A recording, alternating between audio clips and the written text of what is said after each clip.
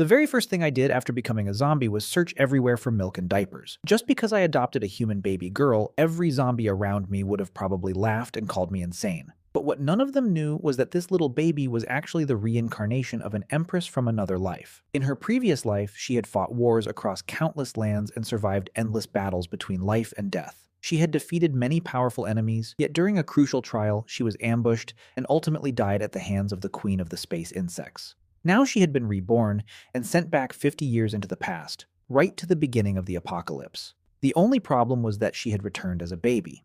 As for me, I had only just been transported into this world when I was immediately attacked by zombies. In the end, I became one of them. Fortunately, I still retained my human mind. For an entire month, I survived on frozen meat I found inside the refrigerator of a convenience store. But now the meat was beginning to rot. Even though zombies normally ate rotten flesh, I simply couldn't force myself to do it because my human consciousness was still intact. I had no choice. I needed to pretend to be an ordinary zombie and go outside to search for food. When I entered a house and was about to head toward the kitchen, I suddenly heard the crying of a baby coming from another room. I forced the door open and was greeted by a bright and tidy bedroom. It felt completely different from the bloody scene in the living room. On the bed, I saw a baby girl around 6 or 7 months old crying loudly. I guessed that before her parents died, they had reinforced the bedroom door to protect their daughter. Meanwhile, Yunruzu had completely fallen into despair after enduring so much hardship just to be reborn. She never expected that instead of seeing her parents first, the first thing she would see was a zombie. On top of being hungry for so long, she was now overwhelmed by fear. The mixture of hunger and terror finally caused Yunruzu to faint. Looking at the tiny child, I was stunned.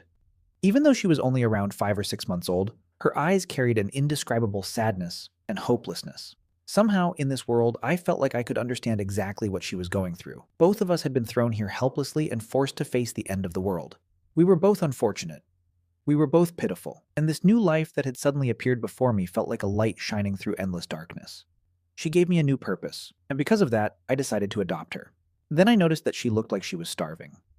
The milk cans in the room had already been emptied, so I decided to go outside and search for more. I carefully locked the room where she was staying and pushed a sofa against the door to block any zombies from getting in. After searching the kitchen and finding nothing, I had no choice but to go upstairs. The hallway on the 3rd floor was covered with dried black blood. Pieces of severed limbs were scattered across the floor. Even with the building doors open, the stench was still nauseating. Some zombies lay in the hallway with their bodies torn apart. By now, I had become numb to such sights. I simply continued searching the apartments. I entered kitchen after kitchen, but I couldn't find any milk. All I managed to gather was a little raw meat that had not completely rotted yet. Eventually, I searched a unit on the 5th floor. The lady of the house had already turned into a zombie. What was even more tragic was that she had eaten her own child. I stood there in silence. If Shajia hadn't been safely locked inside her room, she probably would have suffered the same fate. Thankfully, inside that kitchen, I found 2 unopened cans of powdered milk and more than a kilogram of fresh raw meat that had not yet spoiled. While Yunruzu drifted in and out of consciousness, she suddenly felt the taste of milk entering her mouth. Instinctively, she began sucking it down. When she finally regained enough strength to open her eyes, she was shocked to discover that she was still alive. Even more shocking was the sight before her, a zombie carefully feeding her milk with a spoon like a nanny. In her memories from her previous life, zombies were bloodthirsty monsters. She herself had killed many people who had transformed into zombies. Is this zombie planning to fatten me up before eating me? She wondered. I had no idea what was going through her mind. All I knew was that when I saw her open her eyes again, I felt genuinely relieved. But because she had gone so long without eating, even after I fed her an entire bowl of milk, it still wasn't enough. I momentarily forgot that I was a zombie now. I tried to speak, but only a low growl escaped my mouth. So I stayed silent and quietly turned away. I prepared 3 more bowls of milk before she was finally full. I let out a deep sigh. Taking care of a child really wasn't easy. I realized I would need to stockpile much more milk in the future. Thankfully, canned milk lasted a long time, so I didn't have to worry about it spoiling. After Yunruzu had eaten and drunk her fill, she lay contentedly in her crib. Everything felt incredibly confusing to her. The zombie standing before her was clearly a newly transformed level 1 zombie. Creatures like that should have been incapable of independent thought. She simply couldn't understand what was happening. However, as an empress who had survived countless brushes with death, Yunruzu gradually calmed herself despite the fear still lingering in her heart. She thought to herself, even if this zombie decides to eat me now, at least I'll die with a full stomach. Because of that, she stopped worrying so much. The exhaustion from days of hunger and fear finally overwhelmed her, and before long, Yunruzu fell into a deep sleep. As I watched the peaceful face of the sleeping child, I couldn't stop myself from smiling. It was the first time since becoming a zombie that I had felt true peace and happiness. But if I left a baby this young alone, she would surely die. Because of that, I decided to take her with me. The building we were staying in was an old 7-story apartment complex. The second floor, where we currently were, wasn't safe. The 7th floor was much safer because it connected directly to the rooftop. Since the building was old, there weren't many zombies inside, but the ones that remained were undoubtedly starving. I wouldn't be surprised if they tried to feast on us. Carrying a crowbar, I quietly smashed their heads from behind and cleared a path. After making sure the baby was sleeping comfortably, I took a bath and changed into clean clothes. Now, aside from my horrifying wounds, I looked almost like a normal person. Most importantly, inside one of the rooms, I found a complete set of baby supplies. The family had probably abandoned them in a hurry when the outbreak began. Because I had been moving around so much recently, the stiff arms and legs I developed after becoming a zombie seemed to be improving. I could now perform simple human movements. Although I didn't understand why, I didn't dwell on it. Instead, I focused entirely on Yunruzu.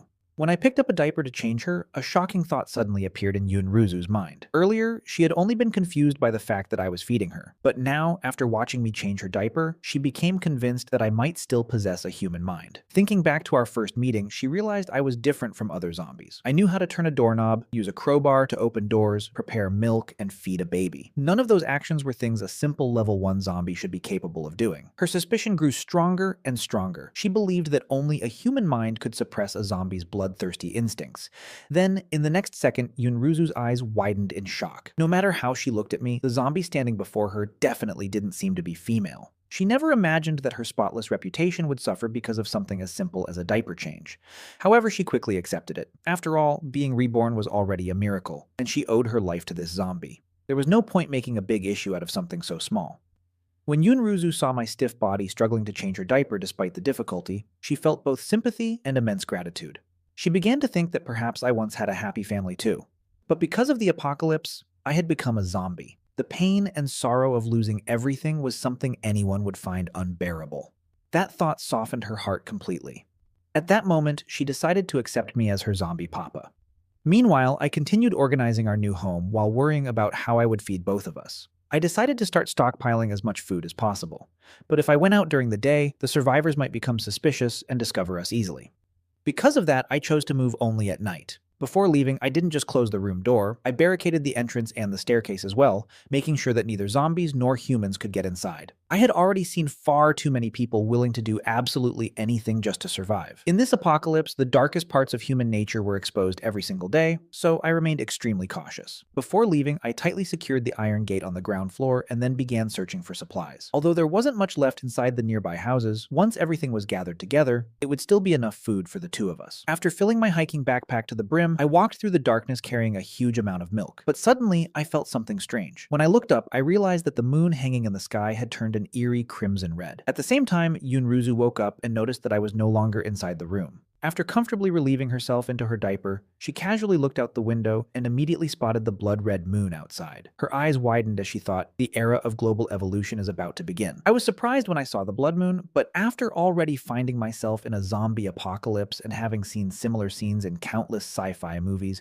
I accepted it much faster than I expected. In my mind, this was exactly how the end of the world was supposed to look. Because of that, I simply continued carrying supplies. I didn't even leave the books behind. However, during my 4th trip back and forth, I suddenly sensed that something was wrong with my body. My cold, lifeless flesh abruptly became burning hot. The sensation felt strangely familiar, yet completely different at the same time, almost as if I had become a living human again.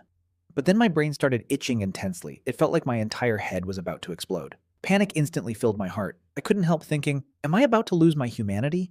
Am I finally going to become a true, bloodthirsty zombie? I was terrified. But it wasn't just me. Every zombie standing beneath the moonlight was experiencing the same thing. The survivors exposed to the blood moon were also changing. Their bodies grew hotter, their blood circulated faster, and their bones became stronger. Meanwhile, Yunruzu, who remained inside the room, was also enveloped by the moon's crimson light. Her tiny body trembled slightly as warmth spread throughout her entire being. I had no idea how much time passed, but eventually I regained consciousness. Although nothing around me seemed particularly different, I could immediately feel that my movements had become much faster. My body was no longer as stiff as it had been when I first turned into a zombie. Then I noticed something even more shocking. The black veins covering my body had disappeared and my hair had started growing back. Even the zombies wandering through the streets had changed. Their disgusting appearances had become slightly more human. A small spark of joy appeared in my heart. It seemed this world wasn't as simple as I had originally believed.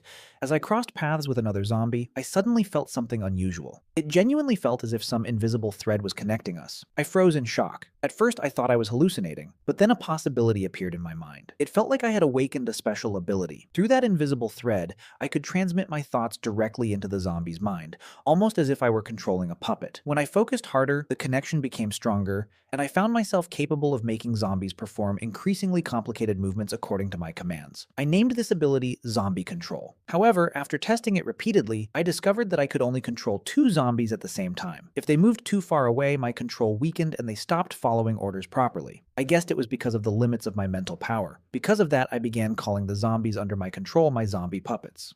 After feeling a little mentally exhausted, I suddenly remembered that Yunruzu was alone back at the apartment.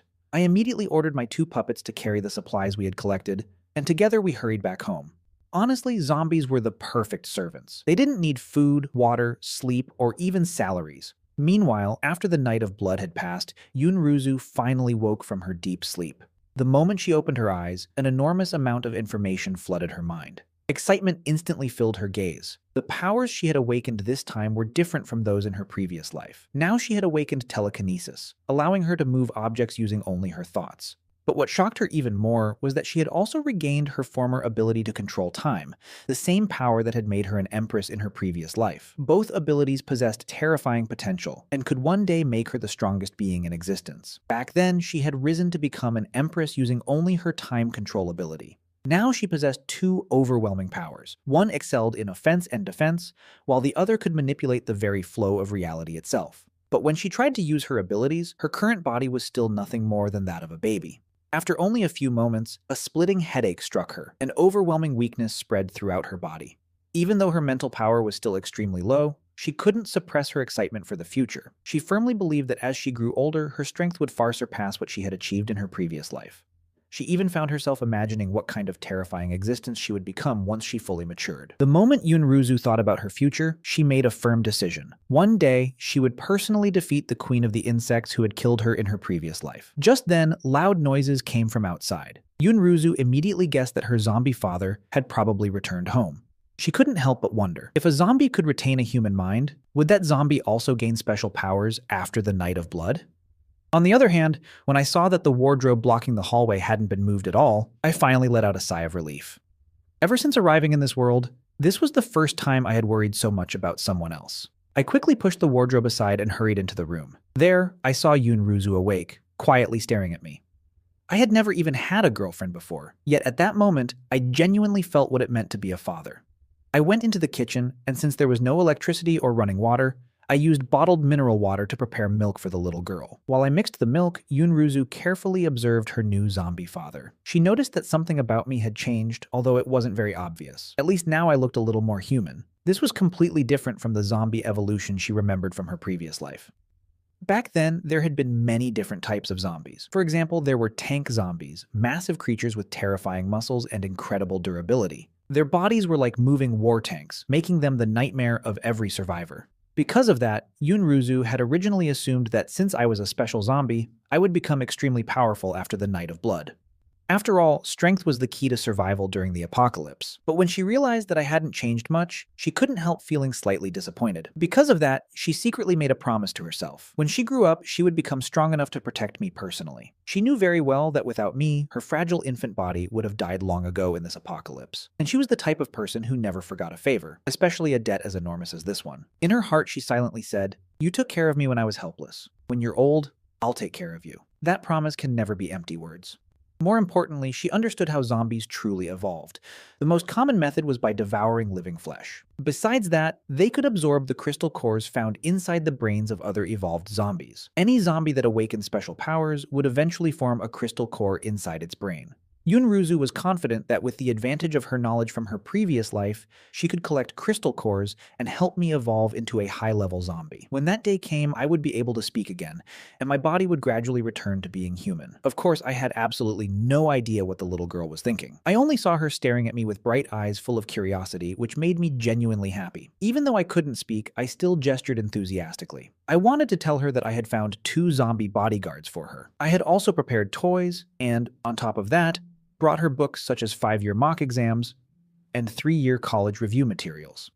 Then a sudden realization hit me. I still hadn't given Yunruzu a proper nickname. After thinking for a while, I decided that since we were living on the 7th floor, I would call her Kiki. Hopefully that name would always remind us of the happy days we spent together in our little home on the 7th floor. I was extremely pleased with all the supplies I had gathered during the previous night.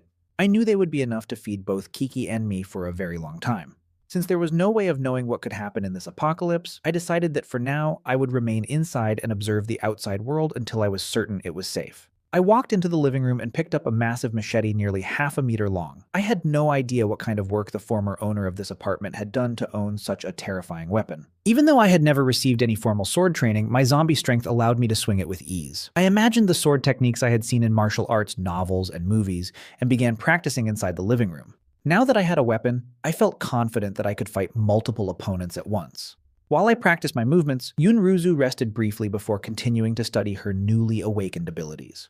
Using her telekinesis, she focused on a silver needle resting on the nightstand. Although her control was still weak and slow, the needle gradually floated into the air and drifted through the room. In this way, 2 days passed surprisingly quickly. Both of us had been incredibly productive. After feeding Yunruzu her milk, I suddenly heard a loud crashing sound outside. I immediately looked out from the balcony window and noticed something strange happening on the street below. 2 zombies were fighting each other. They weren't fighting over food. They were genuinely trying to kill one another. This bizarre behavior completely contradicted everything I knew about zombies. Since the 7th floor was too high for me to see clearly, I decided to go down to the 4th floor for a better look. One of the zombies was nearly 2 meters tall. Its body was packed with dense muscles and tremendous strength. The other zombie was much thinner, but its claws were as sharp as blades. The giant tank zombie possessed incredible defense, while the thin zombie excelled in speed and attack power. However, no matter how fiercely it attacked, it couldn't break through the tank zombie's defenses. After an intense battle, the tank zombie finally unleashed its overwhelming strength and sent its opponent flying. Then, with one final punch, it shattered the other zombie's skull and killed it instantly. What happened next shocked me even more.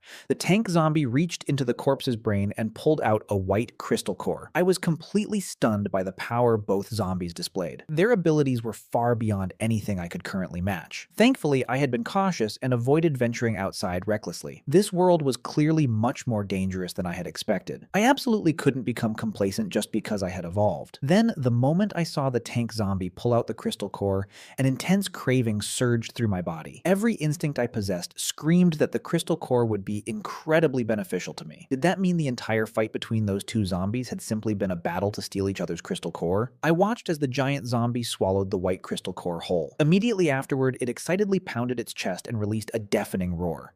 Then it began smashing nearby vehicles apart with terrifying force. The ordinary zombies around it froze the moment they heard the noise and slowly backed away. They were instinctively afraid of that creature. I had a strong feeling that crystal cores greatly increased a zombie's strength and accelerated their evolution.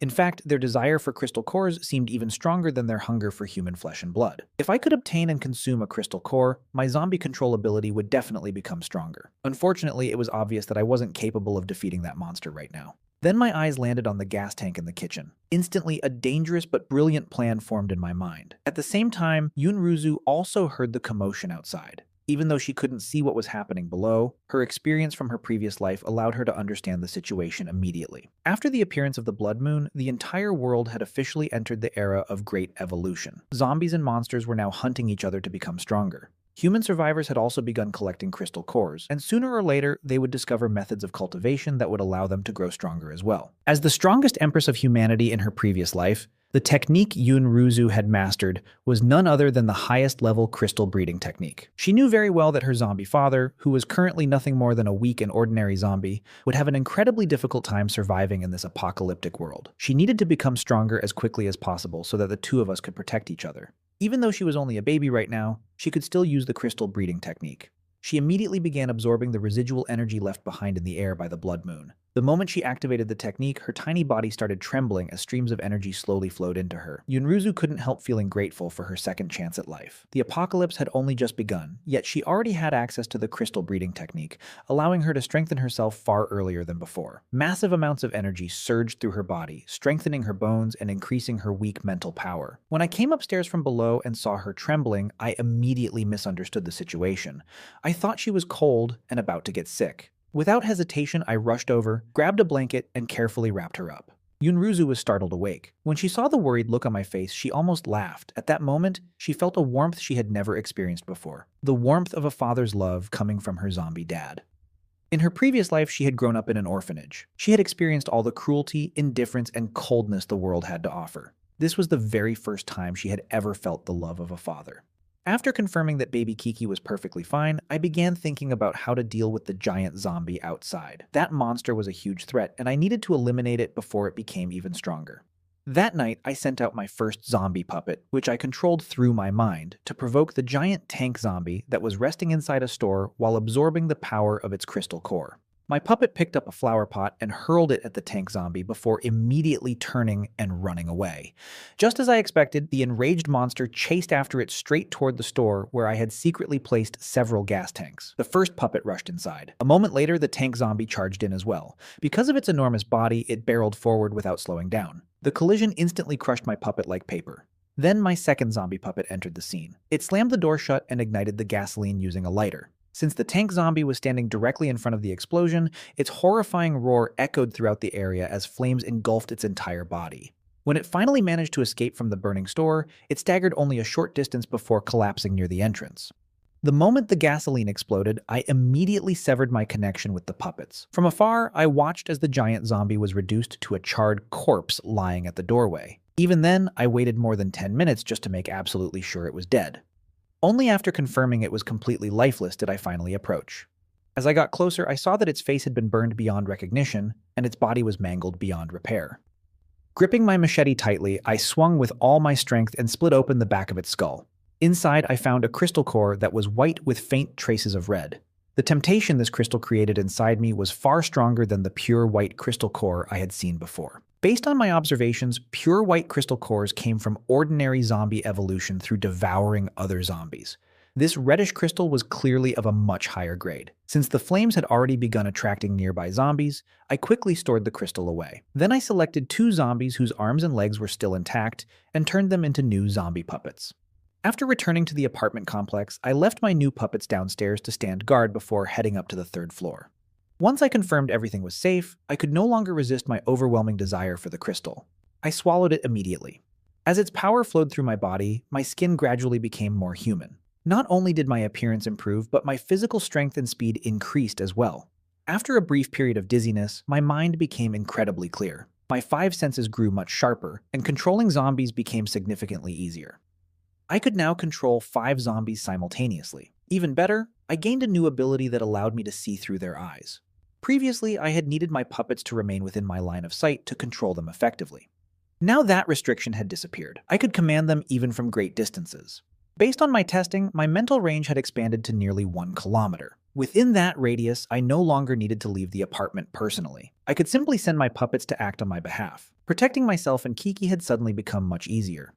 Meanwhile, Yunruzu heard the explosion from the stores and the terrifying roars of evolved zombies outside. Since she was safely hidden on the 7th floor, she wasn't too worried about being discovered. However, I still hadn't returned home. That made her extremely anxious. She knew better than anyone that in her current state as a baby, she had absolutely no chance of surviving against evolved zombies that had become far stronger than before. She understood exactly how dangerous such creatures were. All she could do was silently pray that she wouldn't lose the zombie father who had given her the love of a real parent. Even though she wanted to continue practicing the crystal breeding technique, she simply couldn't focus because of her worry. Then, right at that moment, she heard the sound of a door opening from outside. Yunruzu immediately relaxed and smiled. After all, the only one capable of unlocking the door was her zombie father. When I returned home and saw Yunruzu's sweet smile, my heart instantly warmed. Knowing that I had become stronger and could now protect her more effectively made me happier than ever. I cheerfully headed into the kitchen to prepare her milk. As I watched her happily drinking it, I felt as if my decaying body had somehow come back to life. During the next 2 days after becoming stronger, I constantly used my zombie puppets to search the surrounding area for supplies. I also turned several rooms downstairs into storage warehouses. Besides gathering food and necessities for the baby, I discovered plenty of weapons that could be used against zombies. Even though my daily routine had become repetitive, I still felt incredibly happy. Every day, I could clearly feel myself growing stronger. As for Yunruzu, aside from drinking milk every day, she spent nearly all her time practicing the crystal breeding technique. Occasionally, she would hear strange noises coming from the living room. Based on everything that had happened recently, she had already guessed that I had encountered evolved zombies with special abilities. She understood very well how powerful those creatures were. Their strength and aura were on an entirely different level compared to ordinary zombies. In this new world, common zombies occupied the very bottom of the food chain. They were constantly threatened by survivors, by stronger zombies, and by countless dangerous monsters. The more Yunruzu thought about everything, the more touched she became. Even though I was struggling to survive in such a dangerous world, I had never abandoned her. She also knew how cruel humans could become during the apocalypse. Because of that, she treasured her zombie father even more. After all, a zombie capable of preserving both his sanity and humanity was something incredibly rare, perhaps even a miracle in itself. After countless rounds of training, Yunruzu's telekinesis became incredibly powerful. She could now control silver needles and fire them at astonishing speeds. Combined with her ability to manipulate time, she was confident that she could silently eliminate enemies without making a sound. But she wasn't satisfied with that. In a world filled with terror and death, simply being strong wasn't enough. She needed to become even stronger if she wanted to survive. Meanwhile, while I was commanding my zombie puppets to search neighboring buildings for supplies, I stumbled upon an apartment that seemed to belong to a martial arts enthusiast. The previous owner had left behind numerous combat manuals detailing all kinds of close-quarters fighting techniques. Ever since evolving as a zombie, my physical abilities had already surpassed those of a normal human. My body was no longer stiff, which meant I could learn and practice complex combat movements much faster than before. Although zombies usually relied on crude attacks like biting and clawing, the combat methods developed by humans were far more efficient and calculated. Even though my evolution was no longer focused solely on physical combat, I still believed that proper martial arts could make up for weaknesses in raw strength. Besides, unlike humans, I didn't need to fear being bitten by other zombies, which gave me a huge advantage when using weapons. After studying several techniques and practicing them extensively, I gathered a few zombies into the living room on the 6th floor and released them from my control. They immediately became my sparring partners. Let me tell you something. When a zombie learns how to fight properly, stopping it becomes a nightmare. But after experiencing real combat training, I realized that reading theories and inventing my own moves wasn't enough. When an actual fight begins, only real combat experience matters. The most important thing is learning how to judge distance accurately and predict an opponent's reactions in an instant. Through constant training, my fighting skills improved dramatically. Ordinary zombies were no longer a threat. Dodging their attacks had become effortless for me. I had gone from being a complete martial arts novice to a capable fighter with solid techniques and fluid movements. I also discovered something unexpected. I could multitask far better than before. While training in combat, I was simultaneously controlling zombie puppets to search for supplies and using their vision to monitor the surrounding area. Then, while observing through one of my puppets, I noticed something strange in the Sunshine community. On the 3rd floor of the first building, 2 zombies were scavenging for supplies when a blood-red shadow suddenly appeared out of nowhere. Its speed was so terrifying that if it weren't for the faint traces it left behind on the floor, I would have thought I was hallucinating. I immediately ordered one of my zombies to follow the crimson shadow. A few minutes later, I finally got a clear look at the creature. The sight sent chills down my spine. It was horrifying beyond words. Not only was its skin peeling away, but its teeth and tongue had mutated into grotesque forms. Its hands and feet had transformed into sharp claws resembling those of a savage beast, making it impossible for it to stand upright like a human. It could only crawl. But that weakness was deceptive. In exchange, it possessed unimaginable speed and monstrous strength. It crawled across the ground at incredible speeds and could run along walls and ceilings like a giant spider. The moment my controlled zombies faced this crawling zombie, overwhelming fear flooded through them. Before they could even react, the monster moved. In the blink of an eye, it slaughtered both of my zombie puppets. What kind of monster was this? The moment my vision returned to my real body, I realized I was trembling. Ever since the Blood Moon appeared, the abilities awakened by evolved zombies had far exceeded my expectations. My current strength wasn't even remotely enough to fight something like that. Even if all 5 of my zombie puppets attacked together, they would probably be killed instantly. At that moment, my only hope was that the red zombie would never come to Building 5, where Kiki and I were hiding. Because I couldn't afford to waste any time, I trained relentlessly every single day, fighting zombies over and over to become stronger.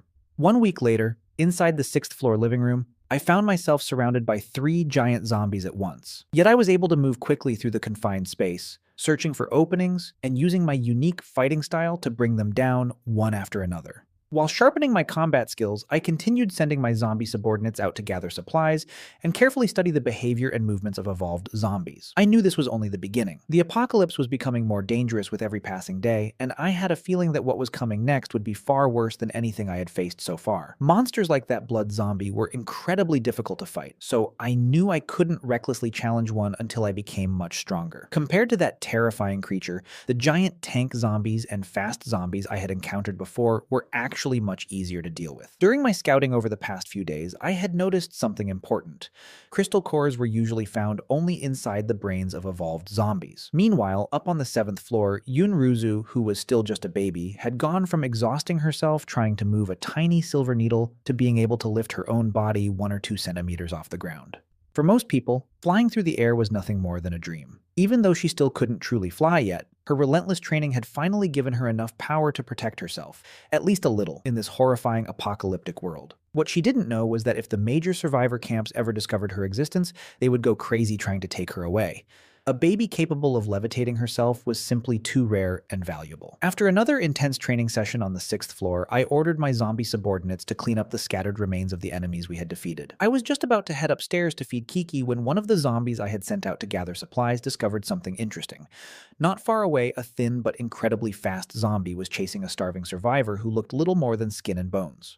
The poor man had apparently run out of food and had been forced to leave his hiding place in search of supplies. Unfortunately, he happened to cross paths with the evolved zombie I had been looking for. The creature was unbelievably fast.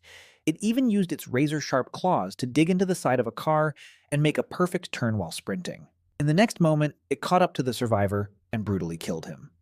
The instant I witnessed that scene through my zombie puppet's eyes, I realized this was my chance. Ever since swallowing my first crystal core and experiencing that overwhelming surge of energy, my desire to become stronger had only grown. Without hesitation, I ordered one of my zombie puppets to secretly track and monitor the fast zombie. I left one puppet behind as a scout and then summoned 4 more zombie subordinates, each carrying a fire axe to join the hunt.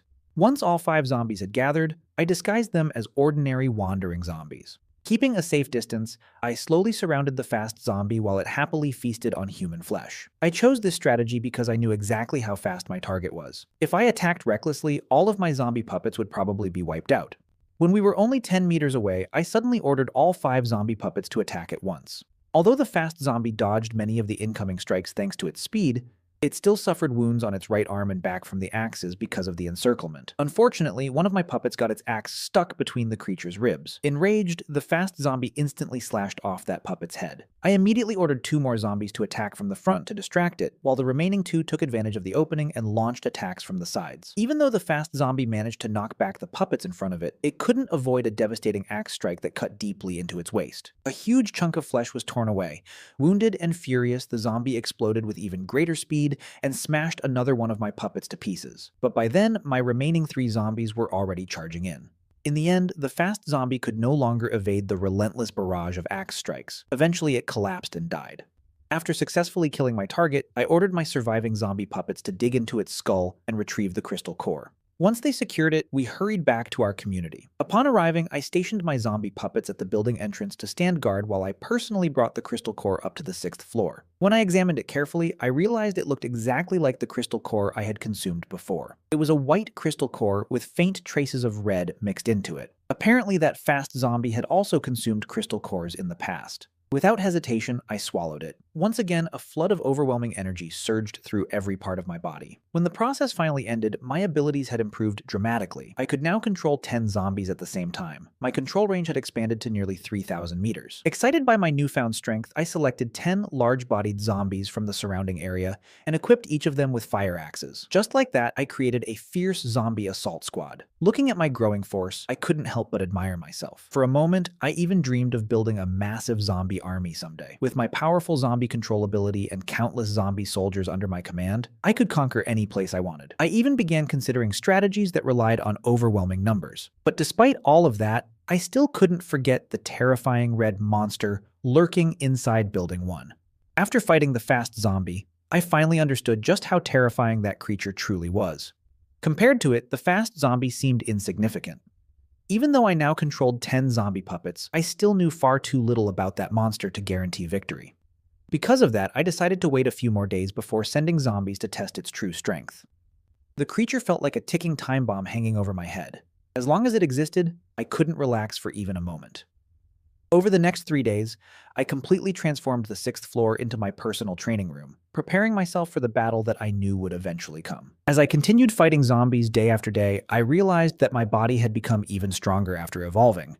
I nodded with a satisfied smile. This body of mine now looked exactly how a survivor of the apocalypse should look. After finishing my training, I ordered my zombie puppets to clean up the remains left behind from the battle. Once I washed the blood off my body, I headed back to the 7th floor to feed baby Kiki. The moment I saw her innocent smile, I couldn't stop myself from smiling too. This little girl's appetite seemed to be getting better and better every day. After feeding her milk, I grabbed some of the toys I had collected and tried my best to make her laugh. Meanwhile, Yunruzu simply stared at her zombie father, acting like a complete fool while trying to entertain her. Internally, she could only facepalm. On the outside, she looked like an innocent baby, but in reality, she was a fearless, calm, and peerless Empress. Still, since her zombie father's intentions were good, she had no choice but to force a smile. Unfortunately for her, the moment I saw that smile, I became even more motivated to make her laugh. Yunruzu almost suffered a mental breakdown. In the end, she could only comfort herself by thinking, "Forget it, I'll just treat this as another form of telekinesis training." After playing with Yunruzu for a while, I finally decided it was time to test the strength of the red monster hiding inside Building 1. From the horde of ordinary zombies, I selected 10 large and powerful ones and armed them with fire axes. They already looked intimidating, but I still felt something was missing. Then I remembered an e-bike shop on the corner that sold helmets. I immediately led my zombie puppets there and smashed open the store entrance. For each zombie, I equipped a full-face motorcycle helmet. After all, the head was a zombie's greatest weakness. Even if their bodies were torn apart, as long as their heads remained intact, they could still swing an axe and keep fighting. Once everything was ready, I controlled the entire squad remotely and sent them charging toward Building 1. Since my zombie control range had already reached 3,000 meters and I knew I was at a disadvantage in close combat, I chose to remain hidden inside Building 5 and command them from a safe distance. The zombie squad began searching from the 1st floor. They carefully inspected every room and every corner, especially the ceilings, since the red monster could crawl on walls like a spider. Before long, they had already searched 4 entire floors without finding a single trace of the creature.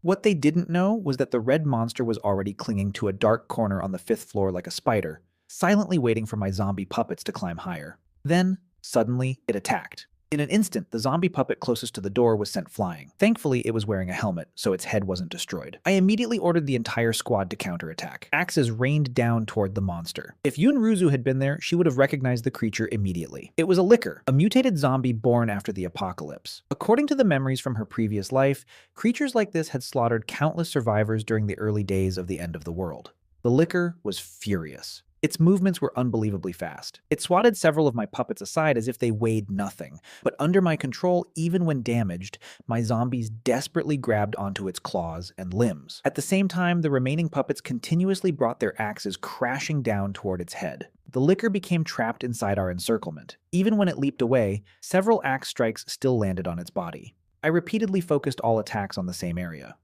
Finally, under my command, 3 puppets worked together and managed to sever one of the licker's arms. Letting out a painful screech, the creature leaped onto the ceiling. I immediately ordered the puppets to throw their weapons at it, but the monster was simply too fast. On top of that, the strength and accuracy of my low-level puppets had already dropped significantly. The licker smashed through a window and escaped onto the outer wall of the building. In the blink of an eye, it vanished. I cursed silently. I had underestimated it. Even after all my preparations, the bastard still escaped. That thing moved far too quickly. It could run along the outside walls of buildings as casually as someone walking on flat ground. Now that it had escaped, it would definitely become much more cautious and might even seek revenge. Thankfully, I had equipped my puppets with helmets, which reduced the damage considerably. But my greatest concern wasn't my losses, it was that red monster. What if it suddenly sneaked into Building 5? What if it discovered my baby? If it climbed up the exterior wall and reached the 7th floor, we would have no chance of escaping. I quickly forced myself to calm down and began creating defensive plans. I stationed 3 of my strongest and best armed puppets to patrol Building 5 around the clock. That way, even if the monster entered silently, I would know immediately. At the same time, I ordered my remaining puppets to search for other mutated zombies.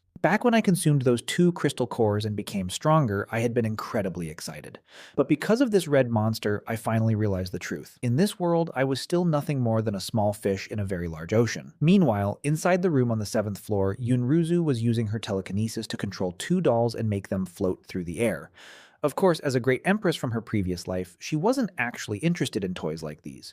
But she didn't want my efforts to go to waste, and she had also discovered that controlling dolls was excellent practice for her telekinesis. So she continued playing with them. A short while later, she sensed my presence approaching. She immediately hugged the dolls. When I entered the room and saw her happily playing, all of my exhaustion instantly disappeared. Looking at her, I couldn't help but think, my baby. This world has become so dark and broken. I just hope that when you grow up, you won't be disappointed by life. I hope you stay exactly as you are now, without worries, without burdens, simply growing up happily. I hope the two of us can continue surviving together in this zombie apocalypse. As those thoughts crossed my mind, I suddenly glanced toward the window and my expression turned serious. Without wasting any time, I went out to gather wooden boards and nails so I could completely seal the window. Meanwhile, Yunruzu sat there staring at her zombie father with a confused expression, wondering what he was planning this time. For several days, I barely went outside, and now I was even sealing the windows completely. Watching me work, Yunruzu couldn't help but think, don't tell me my zombie dad got scared of those powerful mutated zombies and decided to hide here forever to avoid trouble. The more she thought about it, the more reasonable that explanation seemed. In her mind, her zombie father was apparently a huge coward. What she didn't know was that she had overlooked one very important thing. I was doing all of this to protect her. Besides, after the blood moon, many humans had evolved as well.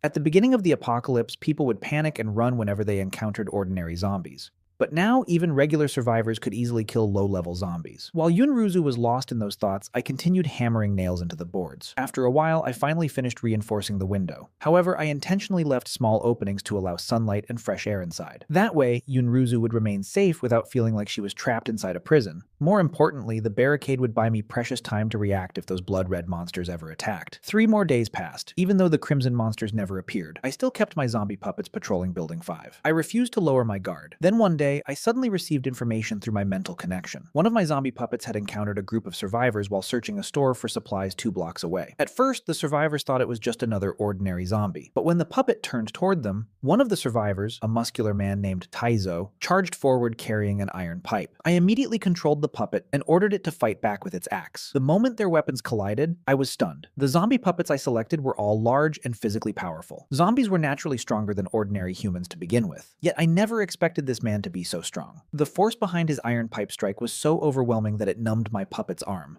Taizo's strength was astonishing. He knocked the axe away and crushed my puppet's head with a single blow. Walking over to the fallen zombie, Taizo frowned in confusion and muttered, "This world is getting crazier and crazier. Zombies can use weapons now. Maybe this is some new type of evolved zombie." Still, he didn't think too deeply about it. He immediately called his companions over and told them to gather supplies quickly. He was worried that the commotion might attract evolved zombies. When the others saw him kill the zombie with a single strike, they immediately began praising him while collecting supplies. One of them said, "Good thing Brother Taizo is here. Otherwise, we would never have gotten this much food." Another laughed and said, "That's right. What are evolved zombies supposed to do against Brother Taizo? With his incredible strength, one hit is all he needs." Naturally, everyone wanted a powerful ally in the apocalypse, so they shamelessly flattered him. After hearing all the praise, Taizo looked extremely pleased with himself. Meanwhile, I was surprised. A full month had already passed since the apocalypse began, yet I was still seeing living humans. More importantly, judging from Taizo's strength, I was almost certain he was an evolved human. There was simply no way an ordinary person could possess such power. Humans had intelligence and complicated ways of thinking. Because of that, I couldn't help worrying. If survivors ever discovered the enormous amount of supplies Kiki and I had stored away, they might become a threat to us. After considering the risks, I decided not to send any more puppets into that area. Following that encounter, several more days passed quickly. For now, I stopped collecting supplies entirely. My zombie puppets had been so efficient that every room in Building 5 was now packed with food, tools, and various resources. During the same period, Yunruzu continued practicing her telekinesis on top of her bed. She used it to help herself crawl and gradually gain control over her body. Day by day, she moved faster and faster. Finally, with the assistance of her telekinesis, she learned how to walk. It just so happened that I opened the door and entered the room at that exact moment. The scene I witnessed left me completely speechless. My little angel was only a few months old. How was she already walking upright? At first, I was utterly shocked.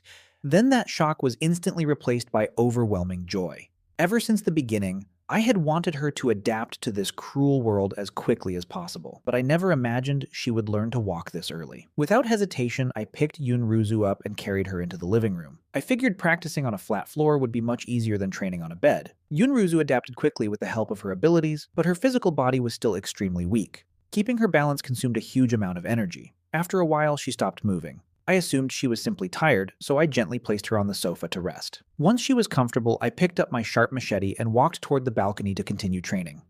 Ever since my body evolved and absorbed so much energy, every swing of my blade cut through the air with a powerful whistling sound. The truth was that my training methods weren't sophisticated at all. Everything I practiced came from martial arts movies and shows I had watched when I was still alive. I was simply copying the basic movements and sword swings I remembered, but deep down, I felt that as long as I continued becoming stronger, every swing would eventually become powerful enough to protect the people I cared about most. I felt that as long as I kept getting stronger, even a simple stone in my hand would be enough to shatter anyone's defenses. Meanwhile, Yunruzu was completely stunned as she watched me train. Until now, she had always thought I was just an ordinary zombie who happened to retain a human mind and could use weapons, giving me an advantage over normal zombies. But as the former Empress of humanity, she possessed vast combat experience from her previous life. In her eyes, my movements were absolutely terrible. My technique was full of flaws, and my fighting style looked like complete garbage. She was convinced that if I ever faced a truly powerful opponent, her zombie father would be sent flying with a single slap. Of course, I noticed her staring at me, but I misunderstood the situation entirely. I thought she was admiring how amazing I looked while practicing. My confidence immediately shot through the roof, and I started swinging my blade with even more enthusiasm. Over the following days, I simply let little Kiki play in the 6th floor living room. Since I trained there every day, the 6th floor was much more spacious and comfortable than the 7th floor room, whose windows I had completely sealed with wooden boards. While I practiced combat techniques on the balcony, Yunruzu secretly practiced walking properly inside the living room while also sharpening her telekinetic abilities. As I watched over her day after day, her tiny steps became increasingly steady. She really was a genius. But despite her rapid growth, the anxiety in her heart continued to grow. Ever since the appearance of the Blood Moon, zombies and mutated beasts had been evolving at an alarming rate. Ordinary zombies like me would eventually lose their place in this cruel world. She knew she had to become stronger as quickly as possible, even if it was only to avoid becoming a burden. As both of us focused on improving ourselves, an angry roar suddenly echoed from outside. A bad feeling instantly rose in my chest. Without hesitation, I shifted my vision into one of my zombie puppets. In the grassy area of the subdivision, I saw 2 evolved zombies fighting to the death. One was a massive tank zombie standing nearly 2.5 meters tall. Every swing of its fists created shockwaves, and each punch left deep craters in the ground. Its opponent was the same licker I had encountered before. Crawling on all fours, it moved with terrifying speed, and its claws were as sharp as sickles. The battle between the 2 powerful evolved zombies was completely even. My eyes lit up with excitement. This was the perfect opportunity. 2 evolved zombies had appeared at the same time, and they were exhausting each other in battle. All I had to do was wait for both sides to weaken and then reap the rewards. I immediately rushed out the door and headed downstairs while gathering my zombie puppets. Hearing the noise outside, Yunruzu became extremely worried. She had no idea that I could control zombie puppets remotely. In her mind, I was heading out to fight evolved zombies face to face. But because she was still too weak to move freely, all she could do was secretly pray inside the room. As I descended the building, I summoned all of my puppets. 10 armed zombies silently crept toward the battlefield. After a long and brutal fight, both evolved zombies were covered in blood and serious injuries. In the end, the blood-red liquor tore off one of the tank zombie's arms and finally brought it down. The giant zombie collapsed and died. The crimson monster itself was barely alive after the battle and was just about to retrieve the crystal core when my puppet squad suddenly surrounded it. The monster let out a furious roar and desperately tried to drive them away, but my puppets felt no fear. Under my control, they charged forward relentlessly and swung their axes without mercy. Because the battle was taking place in an open area, the liquor lost the advantage it normally enjoyed from leaping between walls and ceilings. In a single moment of hesitation, it found itself trapped in the center of my formation. Before it could escape, I secured the crystal cores of both evolved zombies. I was ecstatic. I immediately ordered my puppets to retreat back to the subdivision. The 2 crystal cores were almost completely red by now, a clear sign that both zombies had already consumed many of their own kind. When I returned to the 3rd floor, I couldn't suppress my excitement any longer. I swallowed both crystal cores at the same time. The energy they contained was far beyond anything I had experienced before. But the most important change wasn't in my body, it was in my mind.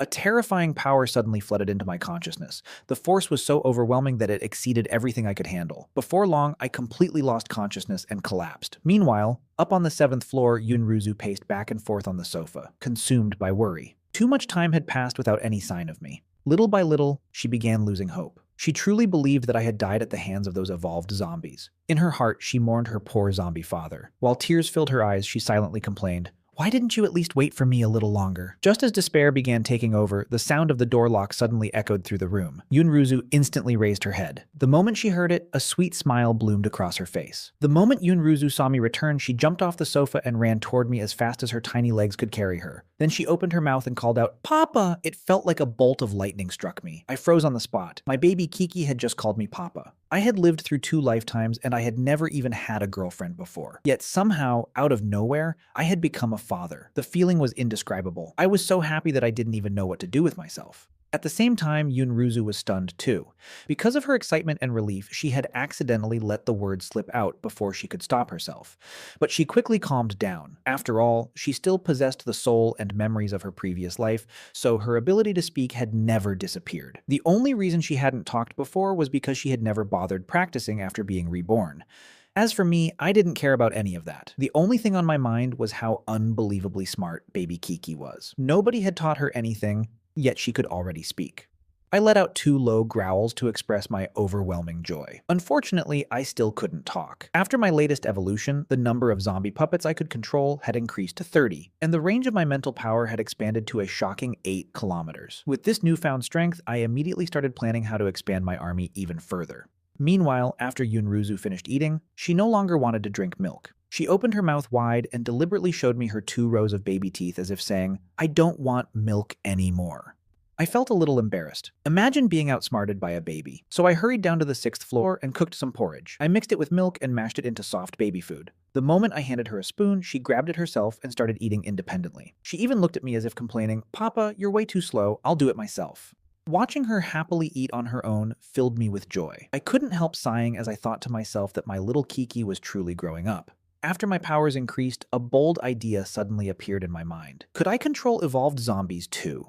Before long, an opportunity arrived. One of my zombie puppets, several kilometers away, discovered a lone tank-type evolved zombie. Together with my puppet, we disguised ourselves as ordinary zombies and slowly approached it. When we were about 100 meters away, I unleashed my telekinetic mental power. The evolved zombies' mental defenses were far stronger than those of ordinary zombies. I immediately felt powerful resistance. However, my evolved telekinetic abilities were even stronger. In a matter of moments, I shattered its defenses and successfully turned it into my puppet. I named him Dapang. His body was enormous, packed with dense muscles from head to toe. His arms were as thick as steel pillars. I went to a hardware store and found 2 massive hammers weighing more than 50 kilograms each. I handed them to him. Every time he swung them, the air itself seemed to scream. Whenever Dapang stood guard at the entrance of our subdivision, he looked like a god of war protecting the gate. With Dapang guarding our home, I felt safer than ever before. Not long after that, I managed to capture an agility-type evolved zombie as well. I named him Kidlat.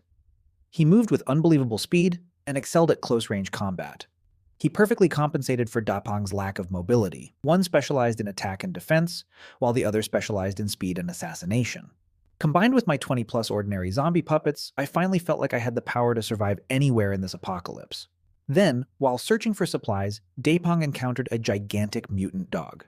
The beast was nearly 2 meters long, with black fur as hard as steel. Its body was as large and muscular as a wild boar. This was the first time since the apocalypse began that I had encountered a mutated creature other than zombies. Without hesitation, I took control of Dapang and ordered him to attack. With a single swing of his hammer, he shattered one of the mutant dog's front legs. The next strike crushed its skull completely. After killing it, I retrieved a white crystal core from inside its brain. Just as I suspected, mutated beasts also possessed crystal cores. I ordered Dapang to bring the dog's corpse back to our subdivision. Once it arrived, I cut off a portion of the meat and ate it to satisfy my hunger. The taste was strange, but as I chewed, a thought suddenly crossed my mind. If mutant beasts also contained crystal cores and powerful flesh, then the apocalypse was far more dangerous and far more full of opportunities than I had ever imagined. And for the first time, I felt like I was truly beginning to carve out my own place in this terrifying new world. I left the remaining mutant dog meat for Dapang, and to my surprise, the fresh flesh rapidly healed the wounds covering his body right before my eyes. After eating the mutant dog and consuming the crystal core from another tank-type zombie we encountered, my mental power increased even further. Of course, Yunruzu knew nothing about any of this. The moment I left the building, she secretly slipped downstairs to investigate on her own. What she found left her completely stunned. From the 3rd floor all the way to the 6th floor, every room was packed with supplies. Mountains of powdered milk, stacks of mineral water reaching almost to the ceiling, and countless baby products and food filled the building. She couldn't help but think, my god, just how much stuff has Zombie Papa stockpiled? More importantly, her suspicions became even stronger. In her mind, there was no way an ordinary zombie could gather this many supplies. She guessed that I must possess some kind of tunneling ability. She imagined that I could travel underground, allowing me to transport supplies quickly and secretly. When she climbed down to the first-floor balcony, she saw Dapang standing guard at the entrance with 2 giant hammers in his hands. That only reinforced her theory. She became convinced that I used an underground digging ability to move in and out of the area. The truth, of course, was that Dapang was nothing more than a puppet under my control, but Yunruzu didn't know that. Secretly, she made a decision. Once she became strong enough, she would kill that giant zombie herself and remove what she believed was an obstacle in my path. While exploring, she also found the property contract for the building. After learning that we were in Zhanghai City, memories from her previous life immediately surfaced. There were 2 famous powerhouses in Zhanghai. One was a female police officer known as the 9-Death Demon Cop, a woman capable of reviving 9 times after death. The other was a mutated white bear called Thunderlord, a terrifying beast that controlled the power of lightning. Yunruzu couldn't help thinking, if I can recruit the 9-Death Demon Cop before she becomes too powerful, she'll be an enormous help in the future. Not long afterward, a military helicopter flew over the city and scattered flyers across the sky. The flyers announced that the Zhanghai military had established a survivor base outside the city. After reading one, I casually tossed it aside. I was a zombie. Why would I care about a human survivor base? Meanwhile, Yunruzu merely sneered and crumpled up the flyer. In her previous life, she had lived inside a survivor base before. All she remembered was darkness, exploitation, and injustice. Compared to living among people who constantly preyed on one another, she would rather stay beside her zombie father. As I continued expanding my forces, a policewoman named Su Making from a nearby station arrived at Sunshine Community with several officers. She planned to find a truck and use it to evacuate survivors out of the city. However, the moment they reached the entrance of the subdivision, they encountered Dapang. Su Making picked up a stone and threw it at him to get his attention. When Dapang didn't react, she drew her pistol and opened fire. The instant I saw her aiming at my puppet, my temper exploded. I didn't care what her intentions were. If she damaged my puppet, then death was the only outcome waiting for her. I immediately controlled Dapang and ordered him to block the bullet with his hammer. Then he hurled the massive weapon directly at Su Making. She never expected a zombie to throw a hammer. She couldn't dodge in time. The hammer struck her head-on, killing her instantly. The rest of the officers who had entered the subdivision were quickly wiped out by my puppets as well. From their corpses, I obtained several guns and plenty of ammunition. But at midnight, something unbelievable happened. Under the glow of the crimson moonlight, Su Making's corpse suddenly came back to life. Her shattered bones and mangled body completely regenerated. In fact, she seemed even stronger than before. Through Dapang's eyes, I witnessed everything. I was completely dumbfounded. What the hell? This woman actually came back from the dead? Even Su, Making herself, looked confused as she examined her body. She discovered that all her injuries had vanished and that her strength and speed had increased dramatically. She eventually concluded that she must be an evolver whose ability allowed her to resurrect after death. The next day, Su Making returned once again, this time bringing even more heavily armed officers with her. My anger immediately flared. Not only had this woman revived after I killed her yesterday, but she actually had the nerve to come back and cause trouble again. This time, I unleashed 3 evolved zombies to surround her. But because her power had doubled after resurrection, the attacks of the 3 zombies were almost meaningless. I then ordered my gun-wielding puppets to open fire. She dodged nearly every bullet, but eventually I found an opening and killed her a second time. This time, I crushed her body into pieces to make absolutely sure she couldn't get back up. Yet when night arrived, she revived again. And just like before, her strength doubled once more. I was speechless. Are you serious? Is this woman using cheat codes? Every time she died, she came back stronger. The situation was giving me a massive headache. And what made it even worse was that there seemed to be another hidden evolver secretly helping Su Making from the shadows. What happened next made me realize that this mysterious ally was just as dangerous as she was. Every time one of my attacks was about to hit Su Making, a mysterious force would stop it for exactly 1 second. It could even bend bullets in midair. The hidden evolver responsible for all of this was none other than Yunruzu. She had been secretly observing everything for a long time. After watching carefully, she concluded that there was a zombie king hidden inside the subdivision, secretly controlling all the zombies. Using telepathy, she reached out to Su Making and proposed an alliance. She disguised herself as a mysterious warrior called the Invisible One and suggested that they work together to kill the zombie king. Naturally, Su Making was thrilled. She believed she had finally found a powerful ally who shared her goals, so she happily agreed to cooperate. On the night of the operation, Su Making lured Dapang away from the subdivision gate. She successfully entered the subdivision, but I personally blocked her path in front of Building 5. To protect little Kiki on the 7th floor, I had already surrounded the entire building with zombies. Holding my machete tightly, I attacked with pure fury. Every strike was savage and merciless. There wasn't even a hint of hesitation left in me. Meanwhile, Yunruzu was secretly watching from the second floor of Building 1. Using her ability to control time, she repeatedly froze my killing blows at the last second. But she only did it to prevent Su-making from being injured. No matter what happened, she would never allow anyone to hurt me. Su-making became completely confused. Is this invisible one really our ally? Why is she stopping my attacks against this zombie too? In response, Yunruzu only sent her a single message. You are not allowed to hurt that zombie. The battle grew even more intense. Su-making desperately tried to force her way into Building 5, but I blocked her with everything I had. I let out a terrifying roar filled with rage. My desire to protect my family was so strong that it felt as though the entire subdivision had turned cold. Then, in that moment, Yunruzu finally realized the truth. As Su-making charged toward Building 5, every zombie in the area swarmed forward like madmen. They weren't protecting a zombie king. They were protecting the child on the 7th floor. And the one commanding them to protect her at all costs was none other than her zombie papa. Suddenly, every clue connected together. Papa is the zombie king? She thought in shock. Everything finally made sense. The zombie king she had been trying to eliminate all this time was actually her own father. She almost wanted to slap herself. She had even planned to steal crystal cores and feed them to the zombie king, never realizing she had been helping her own dad all along. The moment she understood everything, she immediately stopped helping Su-making. Without Yunruzu's support, Su-making instantly lost her advantage. I immediately unleashed my 3 evolved zombies, and together we beat her mercilessly. She was turned into a living punching bag. As consciousness faded, the last thing she thought was, "Invisible one, you tricked me." After choking her until she lost consciousness, I wrote a message on a piece of paper and threw it at her. It said, "Live peacefully. If you die again, everyone in the police station will be buried with you." Because Su-making was far too kind-hearted, she had no choice but to agree. She simply couldn't bear the thought of innocent people dying because of her. The following days became much calmer. Every day, I sparred with Kidlat to improve my combat skills. I even searched for learning machines and educational flashcards for little Kiki. The girl learned frighteningly fast. Before long, she could already read, write, and do mathematics. I could feel it in my heart. My daughter definitely had the potential to become a great emperor someday. Meanwhile, Yunruzu could only pretend to be an ordinary child. She sat in front of the learning machine and babbled like a baby while screaming internally. In her previous life, she had attended a famous university as a graduate student. Now she was being forced to repeat preschool education. It was almost torture. Whenever I left during the day, she secretly sneaked downstairs to chat with Su-making. Surprisingly, the two got along very well. Su-making had absolutely no idea that this cute and innocent-looking child was secretly an ancient empress. She told Yunruzu everything about herself. Meanwhile, Yunruzu quietly plotted how to recruit the 9-death demon policewoman. After all, Su-making had the potential to reach the emperor realm in the future. If she could earn her trust, she would become a tremendous ally. I noticed that little Kiki genuinely enjoyed talking with Su-making, so I decided not to interfere.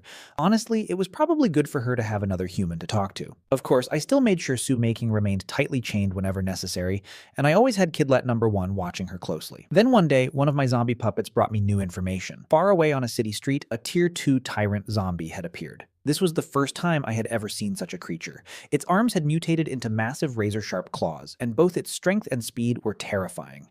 What caught my attention even more was the person being chased by it. The fleeing evolver was none other than Taizo, the powerful man who had once destroyed one of my zombie puppets. The tyrant's wounds healed almost instantly. No matter how many times Taizo struck it, the damage disappeared immediately. In the end, Taizo barely escaped by squeezing into a narrow alleyway where the tyrant couldn't follow. As I watched, I couldn't help thinking, this tyrant is far too strong. If I face it head-on, I'll definitely lose. But then a better idea came to mind. I ordered Kidlat to lure the tyrant toward the police station. Coincidentally, Su-making had just returned from gathering supplies.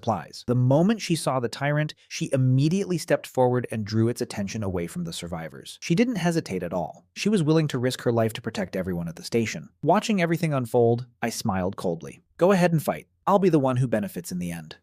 After an intense battle, Su-making realized she couldn't defeat the tyrant through direct combat. She cleverly lured it toward a nearby gas station. Then she fired her weapon at the fuel tanks. Boom! A massive explosion erupted as the entire gas station was engulfed in flames. The tyrant was swallowed by the inferno. But moments later, the monstrous creature staggered out of the burning fire, still alive, struggling through the flames as if it refused to die. What happened next completely exceeded my expectations.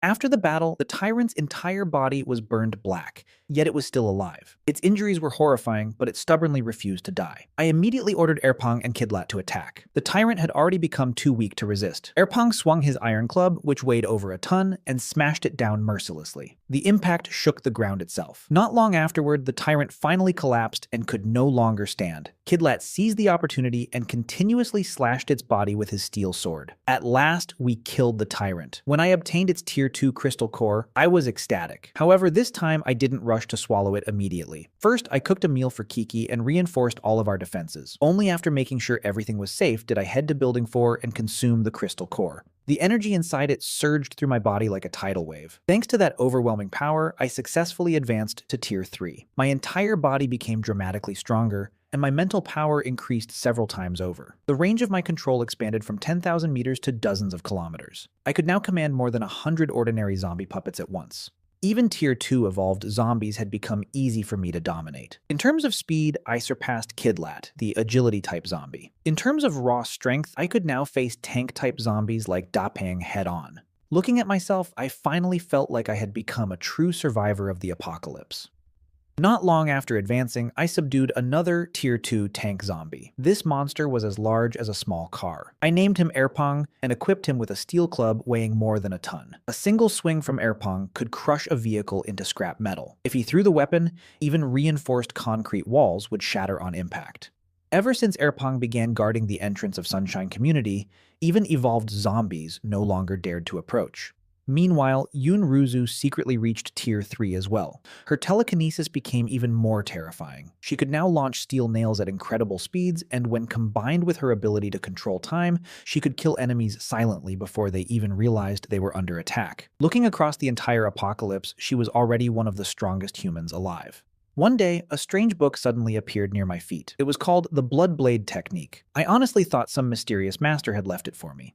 Excited, I immediately began studying it. What I didn't know was that Yunruzu had secretly written the technique herself in a notebook and tossed it where I would find it. The Blood Blade technique used blood as a medium to strengthen killing intent and blade aura. Once mastered, a sharp weapon would no longer be necessary. My own aura would become the deadliest blade in the world. My progress was astonishing. As I trained, my combat ability improved rapidly. Unfortunately, our peaceful days didn't last long. One night, a group of 5 evolvers arrived. They came from a survivor base to gather supplies near Sunshine Community.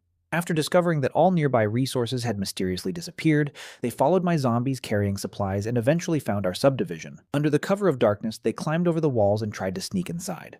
What they didn't realize was that the moment their feet touched the ground, I had already noticed them. My zombie army immediately surrounded them. Kidlat number 2 moved first and instantly killed one of the intruders. At the same time, Dapang's massive hammers sent 2 more enemies flying through the air. In the middle of the chaos, I personally entered the battle. Using the Bloodblade technique I had mastered, I unleashed a sweeping slash that cut directly through the final enemy attempting to escape. Afterward, we found identification cards from a survivor base on their bodies. Looking at the evidence, I finally realized something. Humanity was growing stronger, much faster than I had expected. It was only a matter of time before Sunshine Community was completely exposed. Because of that, I made a decision. We would move. Our destination would be Changeway Farm on the outskirts of the city. The land there was vast, with plenty of space for cultivation. It was far away from human settlements, surrounded by zombies I could recruit into my forces. Most importantly, it would provide a better environment for Kiki. I couldn't let her spend her entire childhood trapped inside a concrete building. She deserved sunlight, fresh air, and real food. Honestly, every time I thought about her diet, I wanted to cry. For so long, she had been eating the same things every day: milk, fried rice, and porridge. Not a single fresh vegetable in sight. Once we reached the farm, I could order zombies to till the soil and grow crops. Then Kiki would finally be able to eat fresh fruits and vegetables. But before leaving, there was still one issue I had to resolve: Su making. Her resurrection ability was far too troublesome. I couldn't permanently kill her, yet I didn't want to keep dragging her around either. Since we were leaving anyway, I thought it might be best to simply set her free and part ways forever. When I told Kiki about my decision, she nodded obediently before asking, "Papa, do you think Big Sister will come with us?" I already knew the answer. Su-making would never abandon the people at the police station. Following us was impossible. However, while I wasn't paying attention, Yunruzu secretly slipped Su-making a small piece of paper. Written on it were 2 words: Changeway Farm. Before leaving, Su-making looked at Yunruzu and asked, "Do you still remember what we talked about?" Yunruzu smiled and replied, "If the day ever comes when you realize this world isn't as beautiful as you think it is, and if you become sick of protecting people who don't deserve it, remember that you can always protect me instead." After that, Su-making awkwardly returned to the police station. Unfortunately, what awaited her there shattered her heart completely. The people she had risked her life to protect had become monsters. They were eating human flesh. They had murdered every police officer who refused to join them. They even killed Su-making herself. This was the 3rd time she had died. After resurrecting once more, her power increased again. This time, she personally slaughtered every cannibal in the station. Not a single one survived. The last young man fell to his knees and begged, "Officer Sue, you're a good person. I just wanted to survive." Sue Making turned away and began walking off. Then she heard the sound of a gun being cocked behind her. In an instant, she moved like lightning. One punch shattered the man's ribs. Looking at him, she asked bitterly, "Why? Why did you have to betray me too?" As she stared at the corpses scattered around the station, something inside her finally died. She remembered Yunruzu's words. What if those people never deserved your protection in the first place? Looking around, she realized the answer. People like these, are they really worth protecting? She glanced at the small piece of paper in her hand, Changeway Farm. Then she took one final look at the police station she once thought she would serve for the rest of her life. Without another word, she turned around and disappeared into the darkness. "Little Kiki," she whispered, "I'm coming to find you." On the day of our departure, 5 massive trucks rolled out of Sunshine Community in a long convoy. Every vehicle was driven by zombies. Behind them marched hundreds of armed zombie puppets under my control. The sight was so unbelievable that survivors along the road nearly dropped their jaws. One evolver searching a store for supplies happened to witness the convoy passing by. Looking at the terrifying zombie faces sitting behind the steering wheels, he rubbed his eyes in disbelief. "Am I going crazy?" he muttered. "Since when can zombies drive trucks?" As our convoy continued down the highway, the roar of the engines echoed through the wasteland. One after another, evolved zombies were attracted by the noise and began emerging from every direction. But instead of fear, I felt excitement. Because from this moment forward, every zombie that came toward us would either become another crystal core or another soldier in my growing army. I didn't hesitate for even a second. Using my telekinesis, I immediately took control of every zombie drawn to the noise of our convoy and added them to my army. Instead of losing soldiers, my forces continued growing larger and larger as we traveled. As we passed near Shanghai City Zoo, something enormous suddenly blocked the road ahead. A gigantic golden Tier 2 mutant python was coiled across the highway. The monster was over 20 meters long, and its scales shimmered like pure gold under the fading sunlight. Before anyone could react, it swallowed 2 of my scouting zombies whole. My eyes narrowed. I immediately sent Erpang to the front with his massive iron club. With a single devastating strike to the head, the giant serpent was instantly stunned. At the same time, Dapang and the other tank-type zombies rushed to both sides, cutting off every possible escape route. My agile zombies charged forward and relentlessly hacked at the python's body with steel swords. In the middle of the battle, Tyrant Number 1 suddenly leaped down from a nearby building and drove its razor-sharp claws directly into the snake's heart, tearing open a massive wound. Erpang followed immediately, smashing the creature's skull apart with his iron club before extracting its Tier 2 crystal core. I handed the crystal core to Erpang without hesitation. Lower tier crystal cores no longer benefited me, but they were still extremely useful for strengthening my subordinates. In war, quality was always more important than quantity. My goal was no longer to build a huge army. I wanted an elite force made entirely of high-tier evolved zombies. Nearby, Yunruzu stared at the enormous snake corpse with sparkling eyes that looked ready to shine like stars. "Papa, I want to eat snake," she said eagerly. Honestly, I couldn't blame her. The poor kid had been surviving on milk, fried rice, and porridge for so long that even I felt sorry for her. Seeing such a massive snake naturally made her curious, but I wasn't sure whether mutant beast meat was safe for humans to eat. So I decided to store the corpse for now. I planned to find someone else to test it first before letting Kiki try any. "I'll cook it for you once Papa confirms it's safe to eat, okay?" I told her gently. Although Yunruzu looked a little disappointed, she understood my caution. What she didn't tell me was that she already knew mutant beast meat was not only edible, but also extremely beneficial for strengthening the body. Unfortunately, there was no time for explanations. Our convoy continued moving forward. The towering city buildings gradually disappeared behind us, replaced by quiet countryside and endless fields. I checked the map and realized we were less than 10 minutes away from Changeway Farm. The blood-red sunset painted the entire sky crimson.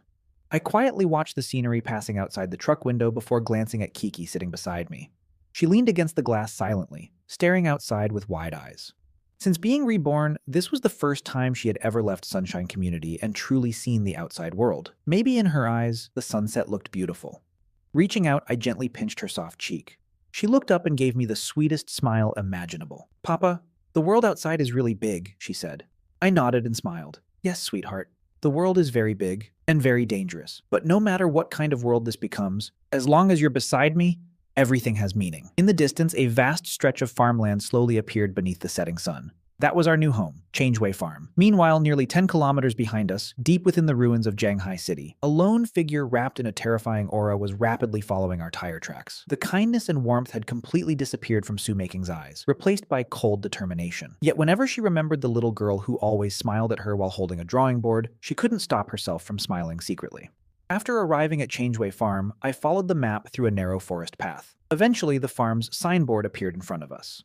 Wooden fences and barbed wire surrounded the property, and warning signs about high voltage hung everywhere.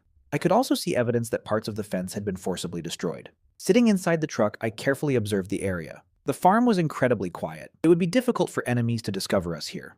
More importantly, it was much larger than Sunshine Community, easily spacious enough for Kiki, myself, and my entire zombie army. Most importantly, the fresh air here felt far less suffocating. It was the perfect place for Kiki to grow up. "Papa, are we here?" Yunruzu asked while stretching lazily. I nodded and immediately sent a group of zombie subordinates through the damaged fence to investigate. The moment they entered, I frowned. The entire farm was stained with dried black blood. I directed my zombies toward the vegetable fields only to discover that the gardens had been completely destroyed. Massive footprints covered the soil. It was obvious that some mutant beast had been living here.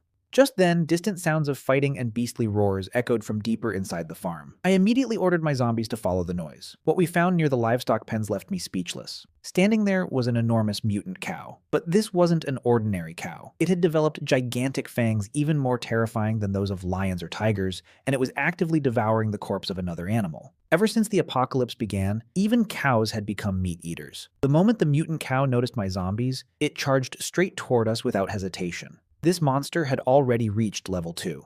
Ordinary zombies stood no chance against it. I immediately sent Erpang and Tyrant No. 1 into battle. Erpang slammed his iron club into the cow's head, causing the beast to stagger in a daze. Tyrant No. 1 seized the opportunity and slashed deep into its body with its razor-sharp claws, opening a huge wound. Unfortunately, the cow's hide had evolved into something incredibly durable. Thankfully, the beast wasn't smart enough to dodge. After several brutal attacks, it finally collapsed. Tyrant No. 1 drove its claws into the creature's skull and extracted an almost orange-colored level 2 crystal core. After killing the giant cow, I continued searching the farm. Then, near the fish pond on the western side of the property, I noticed something strange. A massive trail carved into the mud, as if some enormous creature had dragged its body across the shoreline. The moment I saw it, a bad feeling crept into my chest. Something even more dangerous might still be hiding somewhere inside Changeway Farm. When I sent one of my zombie servants closer to the water, a gigantic turtle suddenly burst out from beneath the surface. With a single bite, it tore off the zombie's ankle as if it were nothing. The creature was enormous, and its shell was unbelievably tough. When the zombie servant punched it, the impact was so strong that the zombie's fist shattered instantly while the turtle remained completely unharmed. I had no intention of killing it yet. Instead, I left 2 zombie servants guarding the shoreline. That was more than enough to keep the turtle from crawling out. Besides, turtles were famous for their long lifespans. Once I confirmed that mutant beast meat was completely safe for humans, I planned to save this giant turtle as nutritious food for Kiki. I thoroughly searched the entire farm twice. Only after making absolutely sure it was safe did I begin a massive cleanup operation. When the farmhouse finally looked brand new again, I brought Kiki inside. She looked around curiously, her eyes filled with excitement and anticipation. "So, this is going to be Papa's and my new home? It looks really nice." After we settled in, security became my first priority. Erpang stood guard at the southern gate with his gigantic iron club. Lightning No. 1, No. 2, and No. 3 each led their own groups of zombie servants to patrol the other 3 directions. Meanwhile, Dapang and Tyrant No. 1 secretly watched over Kiki from a distance. I transformed the entire farm into an iron fortress, a place that would be nearly impossible for anyone to infiltrate. As I watched Kiki sleeping peacefully that night, an overwhelming sense of accomplishment filled my heart. Sleep well, little Kiki. From now on, Clearwater Farm is our home. The next morning before Kiki woke up, I had already prepared breakfast. I even placed a large tray of fresh fruit on the table. There were still plenty of fruit trees growing in the woods north of the farm. The moment Kiki saw them, her eyes sparkled brightly. Even the fragrance alone was enough to make her excited. After breakfast, she stepped outside and immediately noticed groups of armed zombies patrolling the farm in an organized formation. Deep down, she couldn't help admiring me. My methods of controlling zombies were so precise that even ordinary zombie kings would struggle to match them. Hugging my arm, she asked if she could take a walk around the farm. I couldn't refuse. I gently guided her toward the fields. Kiki was shocked when she saw zombies planting crops under my command. Back when I was still human, I had grown up in the countryside. I used to work in the fields with my grandparents, so I knew quite a bit about farming. I was confident I could restore the ruined farmland. Meanwhile, I fed the 2 level 2 mutant beast crystal cores to Erpang. The results were immediate. He successfully advanced to level 3. His body expanded dramatically, swelling until he was nearly the size of a truck. Dark scales began growing all over him, covering his skin like a layer of living armor. Even bullets would have trouble penetrating it. To test his defense, I struck him with my blade, but it left only a tiny scratch on his scales. At that moment, Erpang officially became the main battle tank of my zombie army. With a level 3 general guarding the farm gate, I finally felt much more secure. Around the same time, I discovered a new way to strengthen my forces. High-level evolved zombies were rare, so instead of waiting to find stronger ones, I decided to personally feed crystal cores to my zombie servants and help them evolve. But while I was busy with all of this, Kiki had her own secret plans. During those days, she quietly slipped away to the fish pond and secretly fed the old mutant turtle. For 3 consecutive days, she gave it pieces of meat from the giant mutant python. Hidden inside the meat were drops of her own blood. On the 3rd day, she finally activated an ancient beast taming technique that she had obtained from a mysterious place in her previous life. Using that technique, she formed a contract with the giant turtle. From that moment on, she could give it simple commands, and the two of them were even able to communicate through their minds. She also taught the old turtle a cultivation method that would allow it to grow stronger over time. Deep inside her heart, she had already made up her mind. One day, she would nurture this turtle until it became as powerful as the legendary black tortoise she remembered from her previous life. I had absolutely no idea any of this was happening behind my back. I simply assumed Kiki had grown attached to the old mutant turtle and wanted it as a pet, so I let her do whatever she wanted. After that, I decided to build something special for her. I spent days gathering rides from abandoned amusement parks around the city and built a small amusement park right inside the farm. Since there was no electricity anymore, I ordered my zombies to operate everything manually. They pushed the carousel, turned the rides, and worked like tireless employees. When Kiki saw what I had prepared, she was stunned. In truth, as the former Empress who had ruled over countless lives, she had no real interest in childish attractions like these. But she knew everything came from my heart. So she climbed onto the carousel and pretended to enjoy it. What she never expected was that the lonely orphan girl she had been in her previous life had never once experienced a carefree childhood. As she rode the carousel and laughed while I chased her around, something deep inside her finally awakened. For the first time, she was genuinely enjoying being a child. If you ignored the zombies manually pushing the rides, it would have looked like the happiest scene in the entire apocalypse. Meanwhile, as Lightning Number 1 repeatedly drove trucks back and forth transporting amusement rides, an evolved human named Limo was secretly watching. His ability allowed him to become completely invisible. Curious, he followed Lightning's truck all the way back to Changeway Farm. The moment he saw what was happening inside, his entire understanding of the world collapsed. There were countless zombies living peacefully alongside a little human girl. Immediately, greed consumed him. He assumed Kiki was the one controlling all the zombies. If he kidnapped her, then the zombie army would belong to him.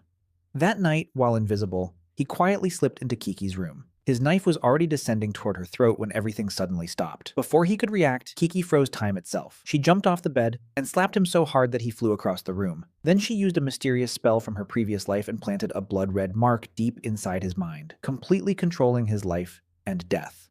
Looking down at him, she coldly asked, "Do you want to die or live?" Without the slightest hesitation, Limo surrendered. After placing the blood mark on him, she ordered him to infiltrate the survivor base in Shanghai City as her spy. From now on, he would regularly return and provide intelligence. Of course, I knew nothing about any of this. All I saw every day was Kiki happily playing around the farm.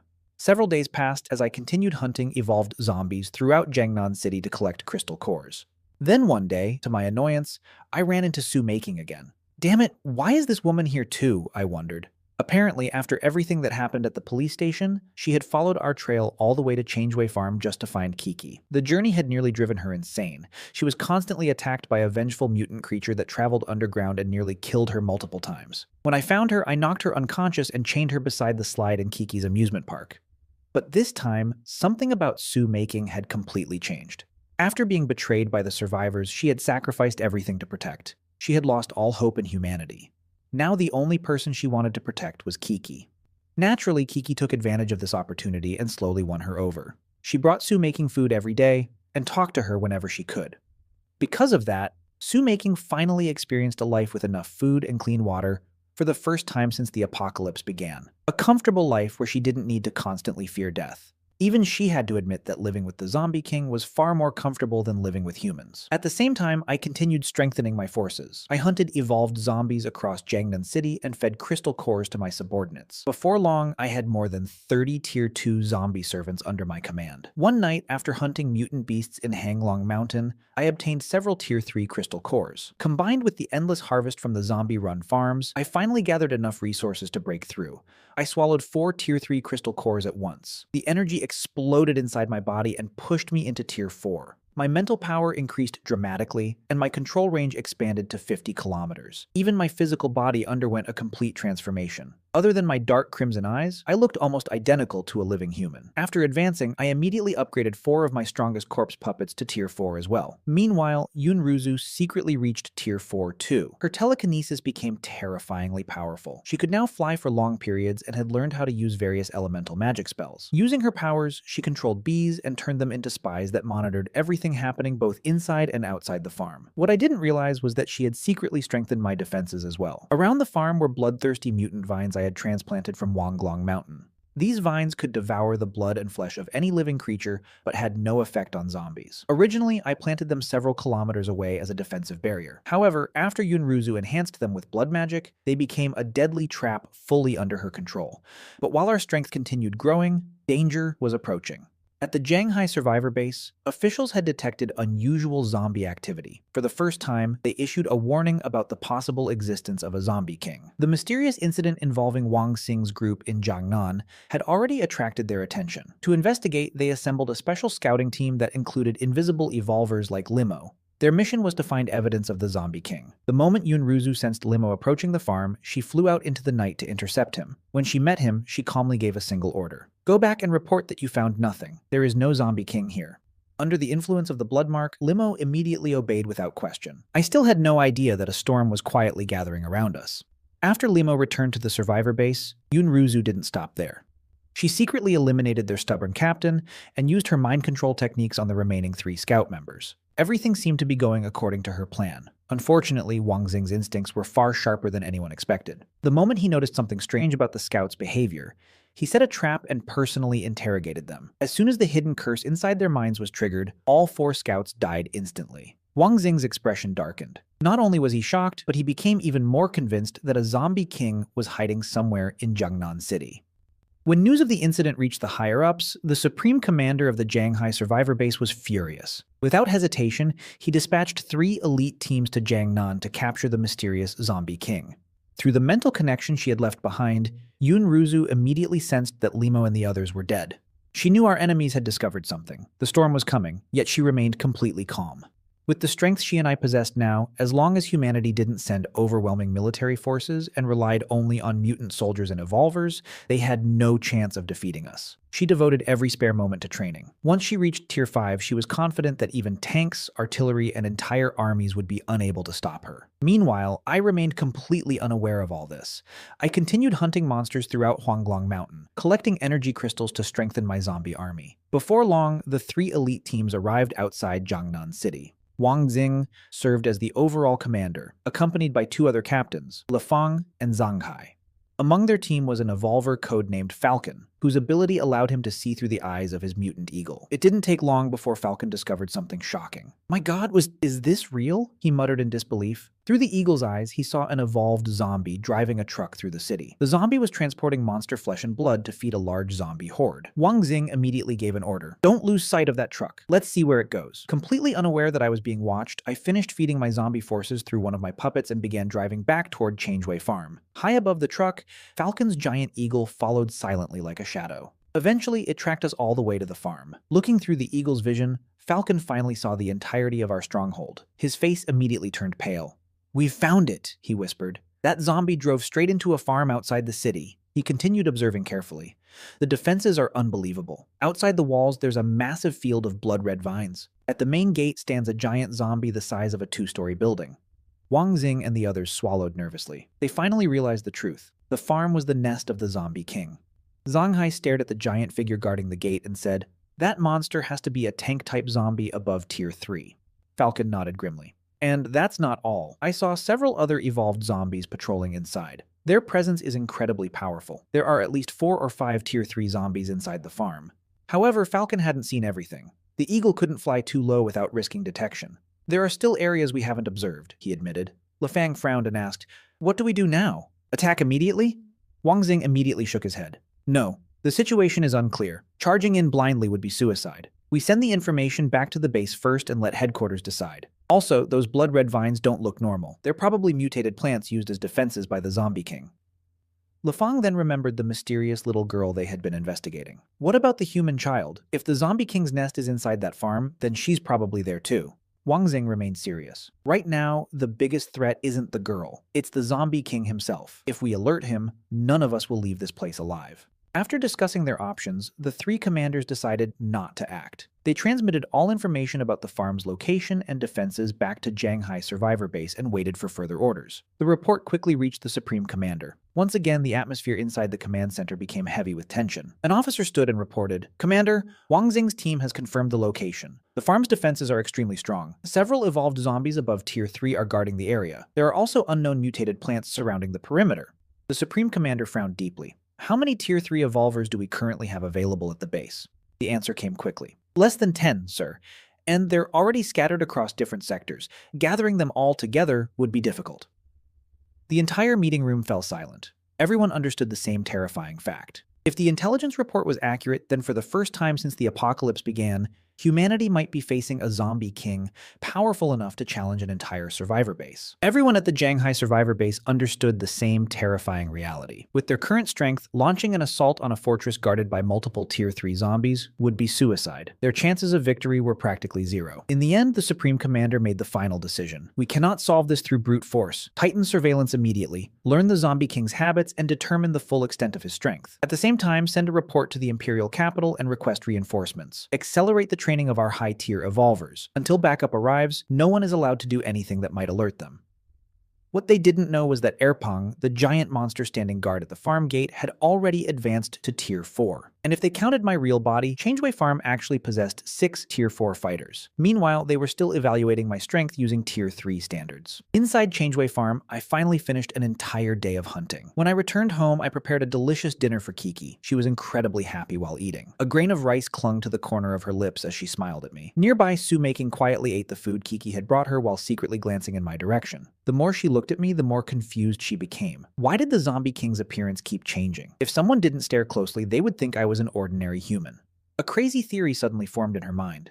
Could the Zombie King eventually evolve into a real human? That night, Kiki secretly approached Su Making. Looking directly at her, she asked, "If people tried to hurt Papa, whose side would you choose?" Su Making fell silent. For a long time, she couldn't answer. Kiki didn't press her. Before leaving, she simply said, "Forget it. There's no point asking anyway." Then she walked away. Su Making sat down heavily on the bed and stared after her. Her emotions became a tangled mess. In the end, humans and the Zombie King were destined to be enemies. Yet when she remembered everything that had happened at the police station and compared it to life here at the farm, her thoughts became complicated. Every day, Kiki brought her food and talked to her. Although the Zombie King kept her chained up like a pet, he had never truly harmed her. Suddenly, she laughed bitterly at herself. Lying back on the bed, she stared at the slide hanging above her. That entire night, she couldn't sleep. Meanwhile, several kilometers away on a high ridge, Wang Xing's black mutant eagle continued circling above Changeway Farm. Suddenly, Falcon opened his eyes. "Captain Wang, a truck just left the farm. It's heading toward Huanglong Mountain again." Wang Xing calmly nodded. "Keep watching, record everything. The departure times, routes, and return schedules. I want every detail. And find a way to see the deepest parts of the farm. Most importantly, locate where the Zombie King is hiding." High above the clouds, the Black Eagle silently observed everything happening below. Inside the farm, Yun Ruzu sat on a swing, gently swaying in the wind. Her white dress fluttered softly, and her rosy cheeks carried an innocent smile. "Little Kiki, looks like your troubles are finally over," Su Making said while leaning against the slide and watching her. "You finally came outside again." Yun Ruzu nodded. In her mind, even if Shanghai Base sent more people, they would only be walking to their deaths. "Then does that mean you'll come outside every day now?" Su Making asked hopefully. She had been bored out of her mind sitting alone in the amusement park all day. "Of course," Yun Ruzu replied seriously. After all, she wanted to completely win over the future 9-death demon Empress. Building a strong relationship now would be extremely valuable later. Suddenly, Su Making spoke with unusual seriousness. "I'll help you and your papa." Yun Ruzu froze for a moment. This was the answer to the question she had asked several days ago. She never expected it. After all, Su Making had always been fiercely loyal to the government and valued protecting survivors more than her own life. "Why?" Yun Ruzu asked. Su Making's answer came immediately. "Because I promised I would protect you." Deep inside, she still believed the Zombie King retained a human conscience. He had never harmed innocent people. More importantly, little Kiki existed as his greatest weakness. As long as Kiki remained safe, there was no reason for the Zombie King to attack anyone. But if humans ever hurt Kiki, no one could predict the disaster that would follow when the Zombie King lost control. At that same moment, the Black Eagle continued following one of my trucks until it left Jiangnan City. Eventually, it returned to the skies above Changeway Farm. Through the eagle's eyes, Falcon could clearly see everything below. But then he noticed something that completely shocked him. A little girl was happily playing on a swing. Beside her stood a human woman leaning against a slide and talking with her. Falcon immediately reported back, "Captains, I've found the mysterious little girl. There's another woman with her." The three captains exchanged serious looks. Wang Xing spoke first. "Is it possible that the little girl herself is the Zombie King?" Meanwhile, Yun Ruzu suddenly felt an uncomfortable sensation, as if unseen eyes were secretly watching her. Quietly, she expanded her telekinetic perception like invisible waves spreading through the air. Within moments, she discovered the source. A black eagle was circling high above the farm.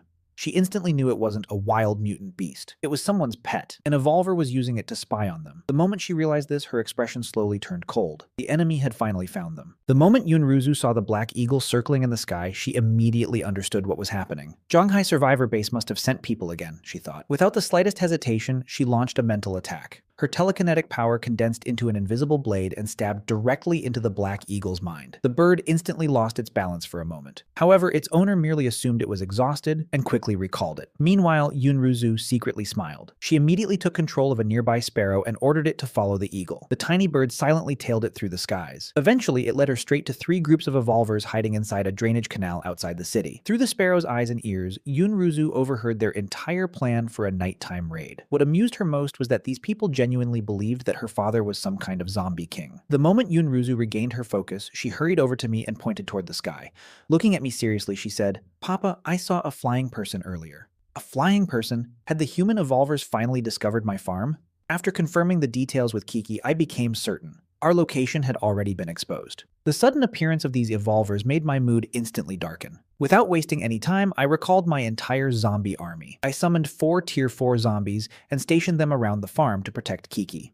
Even Su Making noticed that something was wrong. She looked toward Yun Ruzu and asked, "Kiki, what's happening?"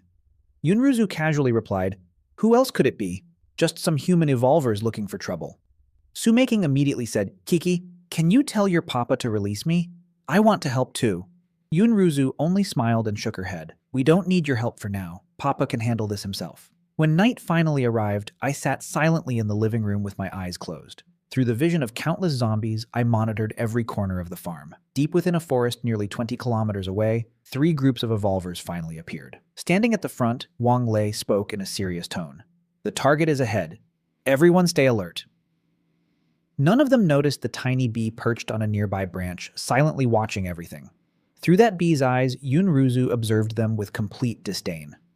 A bunch of people searching for their own deaths, she thought. As the 3 groups approached the wall of blood thorn vines surrounding the farm, they bent down and prepared to cut through the vines. At that exact moment, the vines came alive. Countless thorn-covered tendrils violently pierced through their bodies. Like starving beasts, they crazily devoured blood, flesh, and life itself. "Shit! These vines are a trap!" Wang Lei shouted. But it was already too late. Before anyone could react, 5 people had already been completely consumed by the blood thorn wall. In the chaos that followed, many more were pierced and seriously wounded. Through the eyes of my zombies, I finally got a clear look at the intruders. I sneered coldly. Well, you people really want to die that badly? Fine, I'll grant your wish." I immediately took control of the Tier 4 zombies guarding the farm. The first to charge into battle were Tyrant Number 1 and Erpang. The moment an evolver rushed forward, Erpang's giant club came crashing down. The unfortunate victim's rock shield shattered instantly, along with nearly every bone in his body. At the same time, Flame Number 1 raised both hands toward the sky.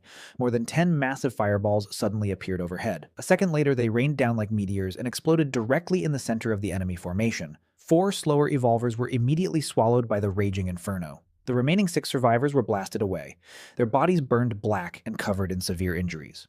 The raid that they had confidently planned had transformed into a complete nightmare in less than a minute. And from the very beginning, none of them had realized that they were already trapped inside the hunting ground of the Zombie King they came to eliminate. Earth Shield Number 1 reacted immediately and raised a massive wall of earth, protecting the remaining survivors from the barrage. Then the walls began closing inward from all directions, turning the battlefield into a giant death trap. Several evolvers desperately tried to climb over the towering barriers, but Flame Number 1 had already anticipated that. Fireballs exploded above them, one after another, blasting them off the walls before they could escape. Amidst the chaos, Captain Lee seized an opportunity and leaped over the barrier, believing he had finally gotten away. Unfortunately for him, Tyrant Number 1 was already waiting on the other side. I watched through my zombie's eyes as Tyrant Number 1 slammed his fist into the ground. The impact was devastating. Captain Lee is probably dead, I thought coldly. However, what I didn't realize was that one evolver had secretly escaped. He possessed the ability to create clones and had left behind a corpse to fool everyone. The moment Yunruzu saw one of the bodies lying among the dead, her brows immediately furrowed. She instantly understood what had happened. That guy escaped using his cloning ability, she thought. Still, she wasn't too worried. Thankfully, none of them had discovered my true strength. In fact, they had only mistaken me for a zombie king. That misunderstanding would become a very useful surprise when we met them again in the future. That night, Sue-making tossed and turned in bed, unable to sleep. Then a sudden thought entered her mind. What if I could stop the humans from attacking the zombie king? Maybe humans and zombies could finally coexist peacefully. Meanwhile, Chen Yun returned to the survivor base carrying news about the 3 assault teams. The report was horrifying. Every single member of the expedition had been wiped out. According to Chen Yun, the Zombie King commanded Tier 4 mutant zombies, and there were also terrifying bloodvines that hunted humans. His voice trembled as he told the story. The news spread throughout the base like wildfire. Upon hearing it, the head commander immediately ordered a request for reinforcements from the Imperial capital. On our side, Yunruzu eventually convinced me to remove Sue-making's chains. After being freed, Sue-making requested a private conversation with me. The moment she entered the living room, she looked straight at me and said, "Zombie King?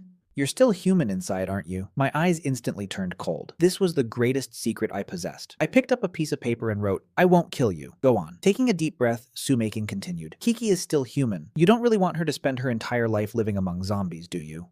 Her words left me speechless. Then she added, "What if one day I become the leader of humanity? If that day comes, would you be willing to live peacefully alongside us?" Both Yunruzu and I were shocked by her proposal. However, I didn't reject her immediately. Instead, I wrote another response. "We'll discuss that when you actually become humanity's leader." The next day, Yunruzu decided to reveal part of her power to reassure me that freeing Sue-making hadn't been a mistake. Standing inside the room, she stretched out her tiny arms and said, "Papa, I think I might have gotten a superpower." The next moment, her small body slowly floated into the air. I nearly jumped with excitement. Kiki was an evolver too.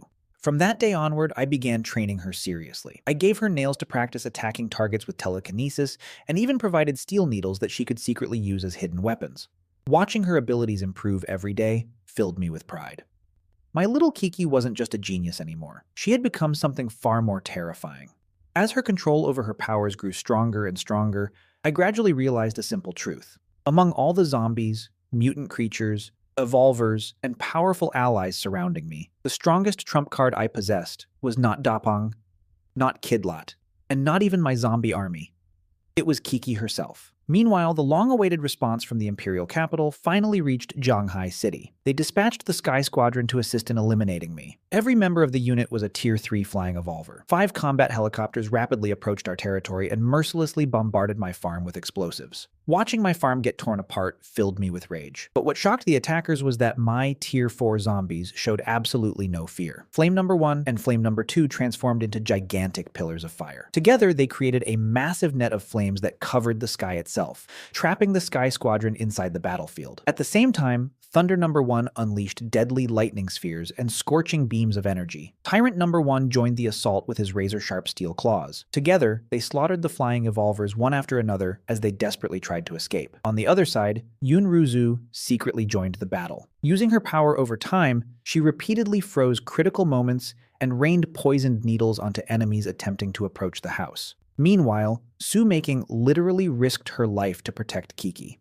During the battle, a blade pierced her stomach and she collapsed onto the ground. But moments later, she resurrected once again and immediately threw herself back into the fight. By the end of the battle, all 3 elite squads had been completely wiped out, along with the entire Sky Squadron. Only Chen Yun, who possessed the ability to create clones, managed to escape once again. Looking at the devastation around us, I knew the farm was finished. This place had already been exposed. There was no point rebuilding it. I wrote down my decision on a piece of paper. From now on, wherever Kiki goes, that place will become our home. After reading it, Sue-making chose to stay with us and continue traveling together. Once our convoy left the ruined farm behind, we headed south. When we arrived in Beacon City, I immediately launched a zombie war to harvest evolved zombies and gather crystal cores. At the same time, I crushed the local Longhuang syndicate that controlled the area. Their second-in-command, Jiang Qing, managed to escape alongside a flying evolver and eventually reported everything to the Beacon survivor base.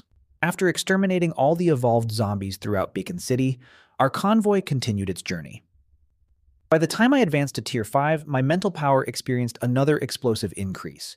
My control range expanded to 50 kilometers, and I could simultaneously command a massive number of Tier 4 zombie puppets. Even more importantly, 3 Tier 5 puppets had now entered my service. However, things became completely different when we reached Shanchuan City. Everywhere I looked, terrifying monsters roamed the streets. I led my puppet army deep into the city and began hunting the mutated beasts. The results were incredible. We collected an enormous number of crystal cores. Later, I wiped out the Beast King cult hiding within Kangyu Mountain. After destroying them, I looted their caves and obtained mountains of supplies, food, and vegetables. Before the cult's guardian died, he revealed one final piece of information. Their leader had left to hunt a Tier 5 monster. The moment I heard those words, my instincts immediately warned me of danger. I became far more cautious. Sure enough, before long, the cult leader personally came searching for us. His name was Huang Xuan. Before the apocalypse, he had been nothing more than a debt collector who bullied others for a living. But after awakening his unique ability to control monsters, everything changed. Now he commanded countless mutated beasts and possessed enough power to dominate entire regions. As reports of my growing zombie army spread across the wastelands, Huang Xuan became convinced that only one of us could rule this new world. And when he finally began tracking our convoy, I knew that one of the most dangerous battles since the apocalypse began was about to unfold. Meanwhile, Huang Xuan's hatred toward the wealthy ran deeper than anyone could imagine. His older sister had taken her own life after suffering endless abuse at the hands of powerful rich people. Because of that, he wanted to seize the power of Thunderlord and use it to destroy Shanchuan-based city completely. Looking at Su Making, he proposed, "We only have one enemy. Let's join forces." But Su Making rejected him without hesitation. "Sorry, but I have no interest in that." Humiliated by her refusal, Huang Xuan secretly made his move that very night. He sent a mutated pangolin underground to assassinate Kiki from below. Unfortunately for him, the creature never even got close. With a single attack, Yunruzu killed the mutated beast instantly. The display terrified Huang Xuan so much that he fled immediately and exposed our location to Zhanghai City in hopes of borrowing someone else's hand to eliminate us. During our time in Shanchuan City, Yunruzu successfully advanced to Tier 5. Her control over telekinesis had reached an astonishing level. She could now create solid psychic needles powerful enough to pierce through walls. Even more terrifying was her mastery over time itself. She had unlocked one of its deepest secrets and could rapidly accelerate the aging of any target she chose. As for Su Making, her endless training and constant battles finally pushed her to Tier 4 as well. Around this time, I jokingly announced,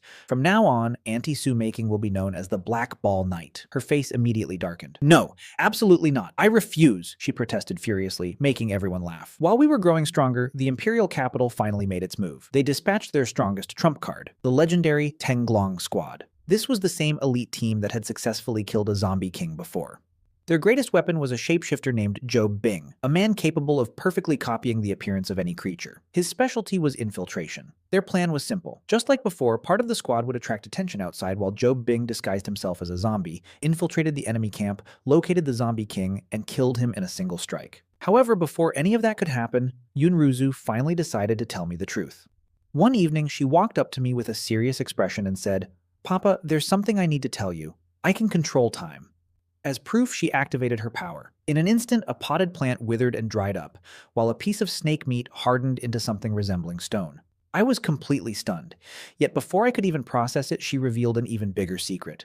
"Papa, I'm actually a Tier 5 evolver now." I froze where I stood. My brain stopped working for several seconds. But in the end, I didn't ask any questions. None of it mattered. She was my daughter. That was enough for me. Then she raised her tiny fist and smiled brightly. "Papa, from now on, I'll be the one protecting you." I gently rubbed her hair, and a warmth I couldn't describe filled my chest. I had never felt so proud.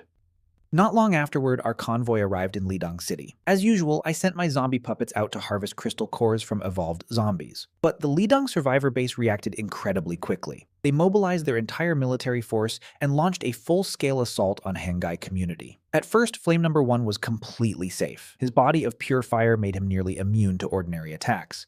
However, I never expected the enemy to deploy wave after wave of self-propelled artillery. Even Flame Number 1 was pushed to the brink of destruction. The moment Yunruzu saw this happen, her eyes turned ice cold. Rage exploded from her tiny body. "Nobody is allowed to hurt my papa," she declared. Then she unleashed her full power. Time control, telekinesis. The battlefield itself seemed to freeze. Every shell and projectile fired toward us suddenly reversed direction. Under Yunruzu's control, the entire barrage flew back toward its original source. Massive explosions erupted across the enemy lines. Within moments, the entire heavy artillery regiment was annihilated by its own weapons. Panic instantly spread through the surviving soldiers. They turned and fled in every direction, but my zombie puppets chased them down relentlessly. In the end, only a single evolver managed to escape, carrying the wounded commander away using a teleportation ability. The battle ended in complete disaster for Lidong Base City. Nearly every attacking force was wiped out. Watching Yunruzu's terrifying display of power left me speechless. My heart swelled with pride. With a single attack, she had shattered an entire human army. Even my strongest Tier 5 zombie puppets would stand no chance against her. Far away from the battlefield, a helicopter carrying the Tenglong squad was already flying toward Shanchuan City. Inside the aircraft, Job Bing calmly wiped down his sword. The shapeshifter wore a confident smile. Looking toward his captain, he said, "Captain, don't worry. I guarantee this mission will be a success." He had no idea what kind of monster awaited him. After the battle in Lidong ended, I returned to the living room and sat down on the sofa. For the first time in a long while, I allowed myself a moment of peace. But deep inside, I could feel it. The real storm was approaching. The imperial capital had finally sent its strongest hunters, and the next battle would determine far more than just our survival. It would decide the fate of everyone traveling beside me. I used the vision of one of my zombie puppets to scan the surrounding area. After everything I saw, I already knew the answer. Before I could say anything, Yunruzu walked over to me. Her expression was unusually serious. "Papa, we can't stay here anymore." I nodded immediately. I've been thinking the same thing. We may have won that battle, but the price was too high. Our location has been completely exposed. A moment later, Su Making approached from the window. Dust from the battlefield still covered her face. Looking at me, she said, "Lin Moyan, we need to leave now. Lidong Base City's response speed is terrifying. If they send another wave of reinforcements, we might end up completely surrounded." There was no argument from me. 30 minutes later, our convoy was already speeding down the main highway leading south from Lidong City. I deliberately chose a route that moved farther and farther away from their survivor base. Through the aerial surveillance of Flame Number 1, I continuously monitored the remaining forces of Lidong Base City. Fortunately, none of them appeared to be preparing to pursue us yet. For 2 straight hours, our convoy raced across the roads. Finally, we crossed the border of Lidong City and left its territory behind. Sitting in the back seat, Yunruzu pressed her tiny face against the window and stared at the scenery passing by outside. Then she turned toward me and asked, "Papa, where are we going now?" I unfolded a map and slowly examined the entire southern region of Jiang Province. My finger eventually stopped on a distant city. Linan City, I thought. That was our next destination. And if we continued even farther south beyond that, we would eventually leave Jiang Province altogether. Looking at the map, I fell silent for a moment. The further we traveled, the more dangerous the world became. New cities meant new enemies, new evolvers, new monsters, and unknown dangers waiting around every corner. But at the same time, it also meant more opportunities, more crystal cores, and more chances to grow stronger. As long as Kiki was with me, I wasn't afraid of moving forward. No matter where we ended up, that place would become our home. I glanced at Yunruzu, whose bright eyes were still filled with curiosity about the road ahead. Then I looked at Su Making and the others riding alongside us. For the first time since leaving the farm, I felt that we were no longer just survivors wandering through the apocalypse. We had become something bigger. A family traveling together through a world that wanted all of us dead. Su Muqing thought about it for a moment and finally nodded without arguing. Our convoy continued moving south, and along the way I casually harvested another batch of zombie crystal cores. By evening, we stopped beside an abandoned gas station and set up camp. A campfire crackled in the darkness while Su Muqing placed an extra piece of roasted rib onto Kiki's plate before taking a huge gulp of beer herself. Looking at Kiki, she grinned and asked, "Little Kiki, do you think your dad was a chef before the apocalypse?" Kiki smiled and shrugged. "Maybe." She happily accepted the roasted rib while I sat near the truck studying the map. From our current location, the border of Jiang Province was still about 200 kilometers away. But there was one major problem. Linan City stood directly in our path. The city stretched across the entire north-south route. Going around it was nearly impossible. We would have no choice but to pass straight through it. And if a city that large existed, then a survivor base almost certainly existed there as well. I frowned. If Lijiang Base City had already spread information about us, then Linan Base City was probably preparing for us at this very moment. Crossing the city might turn into another brutal battle. Kiki seemed to notice my concern. She ran over, climbed onto the truck, and leaned beside me to look at the map. "Papa is worried about Linan City, right?" I nodded. Kiki immediately puffed out her tiny chest and said confidently, "Don't worry, I'm here." Then she clenched her little fist with a serious expression. Seeing that tiny face trying so hard to act reliable, I couldn't help laughing. I reached out and pinched her soft cheek. But just as I was enjoying that brief moment of peace, flying number 1 suddenly transmitted something through my vision. Far across the northern horizon, several tiny black dots were rapidly approaching through the sky. My expression instantly turned cold. Those weren't helicopters from Lijiang Base City. Without hesitation, I wrote a message and tossed it towards Su Muqing. Zhao Lin, take little Kiki into the truck.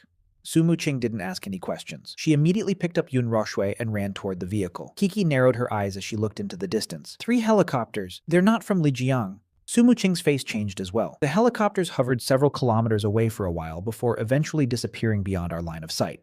But I didn't relax. Using flying number 1, I secretly followed them from a distance.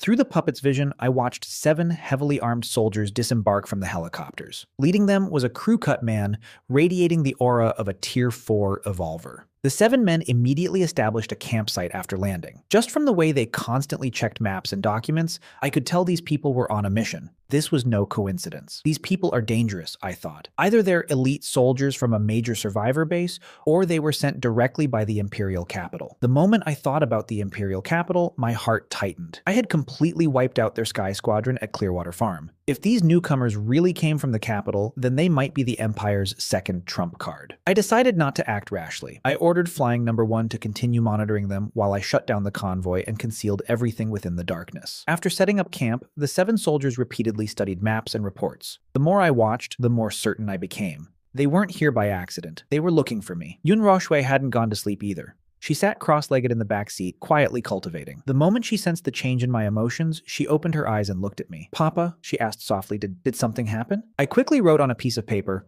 "A 7-man squad has arrived from the north. Their equipment is top tier. I suspect they're from the Imperial capital, and they might be here for us." After reading it, Yun Roxue frowned slightly. If they're the Imperial capital's ace squad, there will probably be people with special abilities among them. The Sky Squadron we fought before was made entirely of flying-type evolvers. This time, they might be even more troublesome. That was exactly what worried me the most. Then, through flying number 1's vision, I noticed something unusual. One of the young men from the 7-person team suddenly left their camp and walked alone into a nearby forest. The moment he entered the woods, the aura around his body changed. His human presence vanished and was replaced by the unmistakable aura of a zombie. Instantly, I understood their strategy. This man could disguise himself as a zombie. If I hadn't discovered him beforehand, he might have successfully infiltrated my zombie forces and gotten close enough to launch a surprise attack. The previous zombie king was probably killed using the exact same method. "Kiki, we've got another problem," I thought as I showed Yun Roxue what I had discovered. After reading the information, her expression turned extremely serious. Disguising himself as a zombie? The innocent look disappeared from her face, replaced by a sharp and calculating gaze. That ability is definitely troublesome. If his disguise is perfect enough, even your mental power might not be able to distinguish him from a real zombie. Then she calmly pointed at herself. "But I can." Her voice was filled with confidence. "Time control allows me to sense the flow of time inside every living thing. Humans and zombies have different time signatures. Zombies have already stopped aging, but humans can't hide their natural flow of time no matter how well they disguise themselves. As long as I focus carefully, I'll be able to find him." Hearing that eased my worries a little, but I still refused to underestimate our enemy. I immediately changed our plans and wrote, "We're not going through Linan City anymore. We'll leave the province through the mountain roads instead." At that moment, Su Muqing finally woke up and leaned over to read the note. "A detour? That'll add several extra days to the trip," I shrugged. "Better a few extra days than getting ambushed." Seeing the seriousness on our faces, Su Muqing decided not to ask any more questions. Before dawn arrived, I deliberately led the convoy onto a remote mountain route. The road was extremely difficult to travel, but it offered excellent concealment.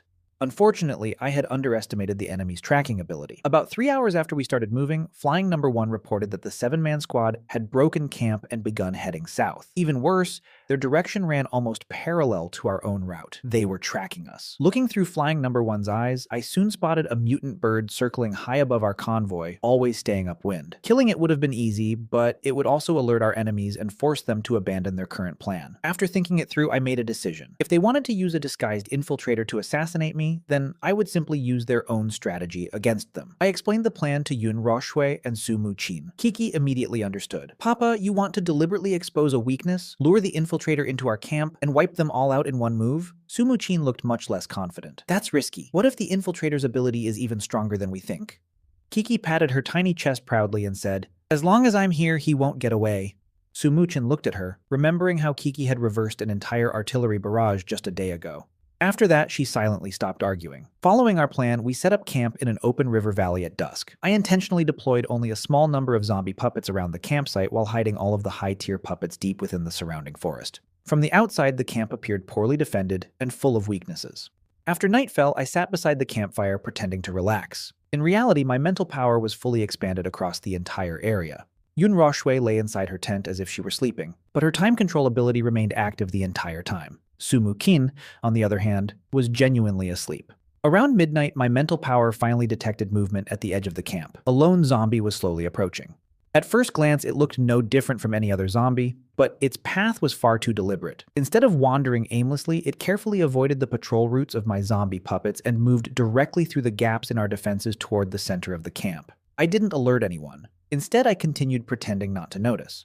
The zombie moved closer and closer until it finally reached the edge of the campsite. Its eyes scanned the area around the campfire before locking directly onto me. Then it pulled out a short blade and charged. The moment the disguised assassin reached within 5 meters of me, time itself suddenly stopped. The infiltrator froze completely in place. Yun Roshue calmly stepped out of her tent, her small face cold and emotionless. Looking directly at the frozen attacker, she said, "Just as I thought, you're human." "Calm down," Yun Roshue said as she stared at the frozen infiltrator. "Zombies don't have a flow of time inside their bodies. His heart is still beating." I stood up and slowly walked toward the disguised assassin, carefully examining him. His camouflage was almost flawless. From his appearance to his aura, there were practically no flaws at all. If it weren't for Yun Roshue's time control ability, I honestly might not have discovered him until it was too late. The next second, I released my mental power and sent a command to all of my hidden Tier 5 zombie puppets waiting in the surrounding mountains. Several kilometers away, inside the temporary camp of the 7-man squad, they instantly sensed an overwhelming killing intent descending upon them. "Not good! Zhao Bing has been exposed," shouted the crew cut leader, Qin Heng. His face changed dramatically as he jumped to his feet and roared, "Everyone, battle stations!" But they were already too late. Flame number 1 struck first. His blood flame fire spirit arrived like a blazing meteor. In less than 10 seconds, all 3 helicopters exploded into enormous fireballs. Their escape route was gone. One evolver turned pale with fear. Before he could react, Undead number 1 attacked. A crimson light enveloped an evolver who was in the middle of activating his ability. Suddenly, the man lost control of his own body and was dragged helplessly toward Undead number 1. A moment later, a blood-colored spirit serpent pierced straight through his chest. At the same time, Flying number 1 descended from the sky and activated its flying domain. Under the influence of the spherical domain, the long-range attacks launched by 2 evolvers instantly slowed down. Their power dropped to nearly 0, but Flying number 1's steel claws were completely unaffected. Meanwhile, Qin Heng revealed his own ability. His skin transformed into silver metal armor that covered his entire body, giving him incredible defensive power.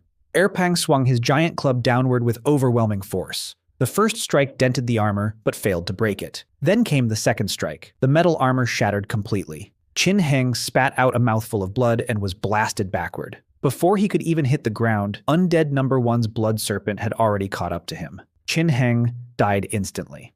Watching through my puppet's vision, I confirmed that none of the 7-man squad survived. Only then did I finally breathe a sigh of relief. Afterward, I returned my attention to the campsite and looked at the infiltrator who was still frozen in place by time itself. What should we do with him? At that moment, Su Muqin finally woke up because of all the commotion. She came out wearing a jacket and nearly jumped in shock when she saw the scene. Yun Roshue answered calmly, "Kill him." She casually waved her hand, and a psychic needle shot forward and pierced directly through the infiltrator's forehead.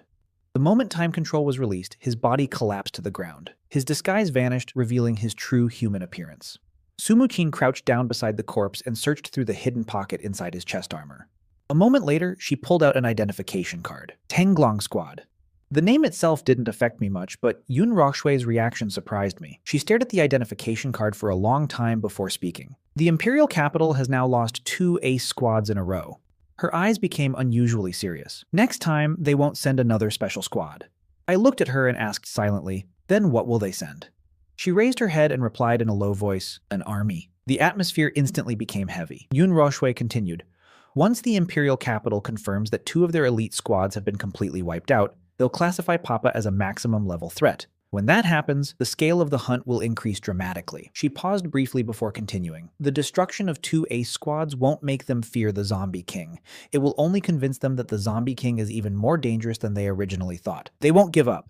Her gaze turned cold. They'll simply escalate. Looking directly at me, she finished with absolute certainty. That's why we have to leave this province as quickly as possible. I quickly wrote on a piece of paper, "We leave tonight, no more stopping." Without wasting a second, I ordered the convoy to move under the cover of darkness. At the same time, I kept flying number 1, continuously scouting from high above to make sure no enemies were following us. As we approached the outskirts of Linan City, I made a bold decision. Instead of taking a detour, I would drive straight through the city. Going around it would cost us at least 5 extra days, and in the apocalypse, every additional day spent in the wilderness meant 5 more days of danger. Although Linan had its own survivor base, the city itself was massive. As long as we stayed far away from the base and crossed the city quickly, the chances of being discovered were relatively low. Before entering, I released my mental power and brought every zombie along the route under my control, forcing them to clear a path for the convoy. Under the darkness of the night, our vehicles moved silently through the empty streets without making a single sound.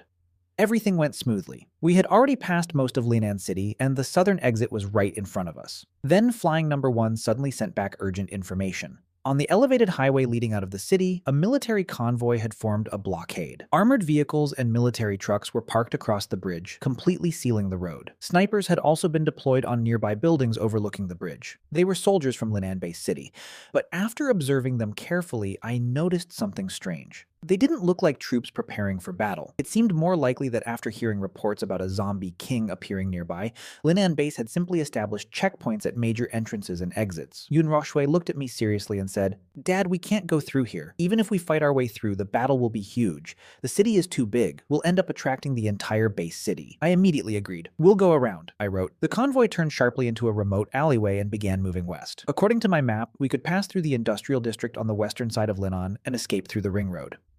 Unfortunately, the industrial district was a complete mess. Collapsed factories and abandoned vehicles blocked almost every route.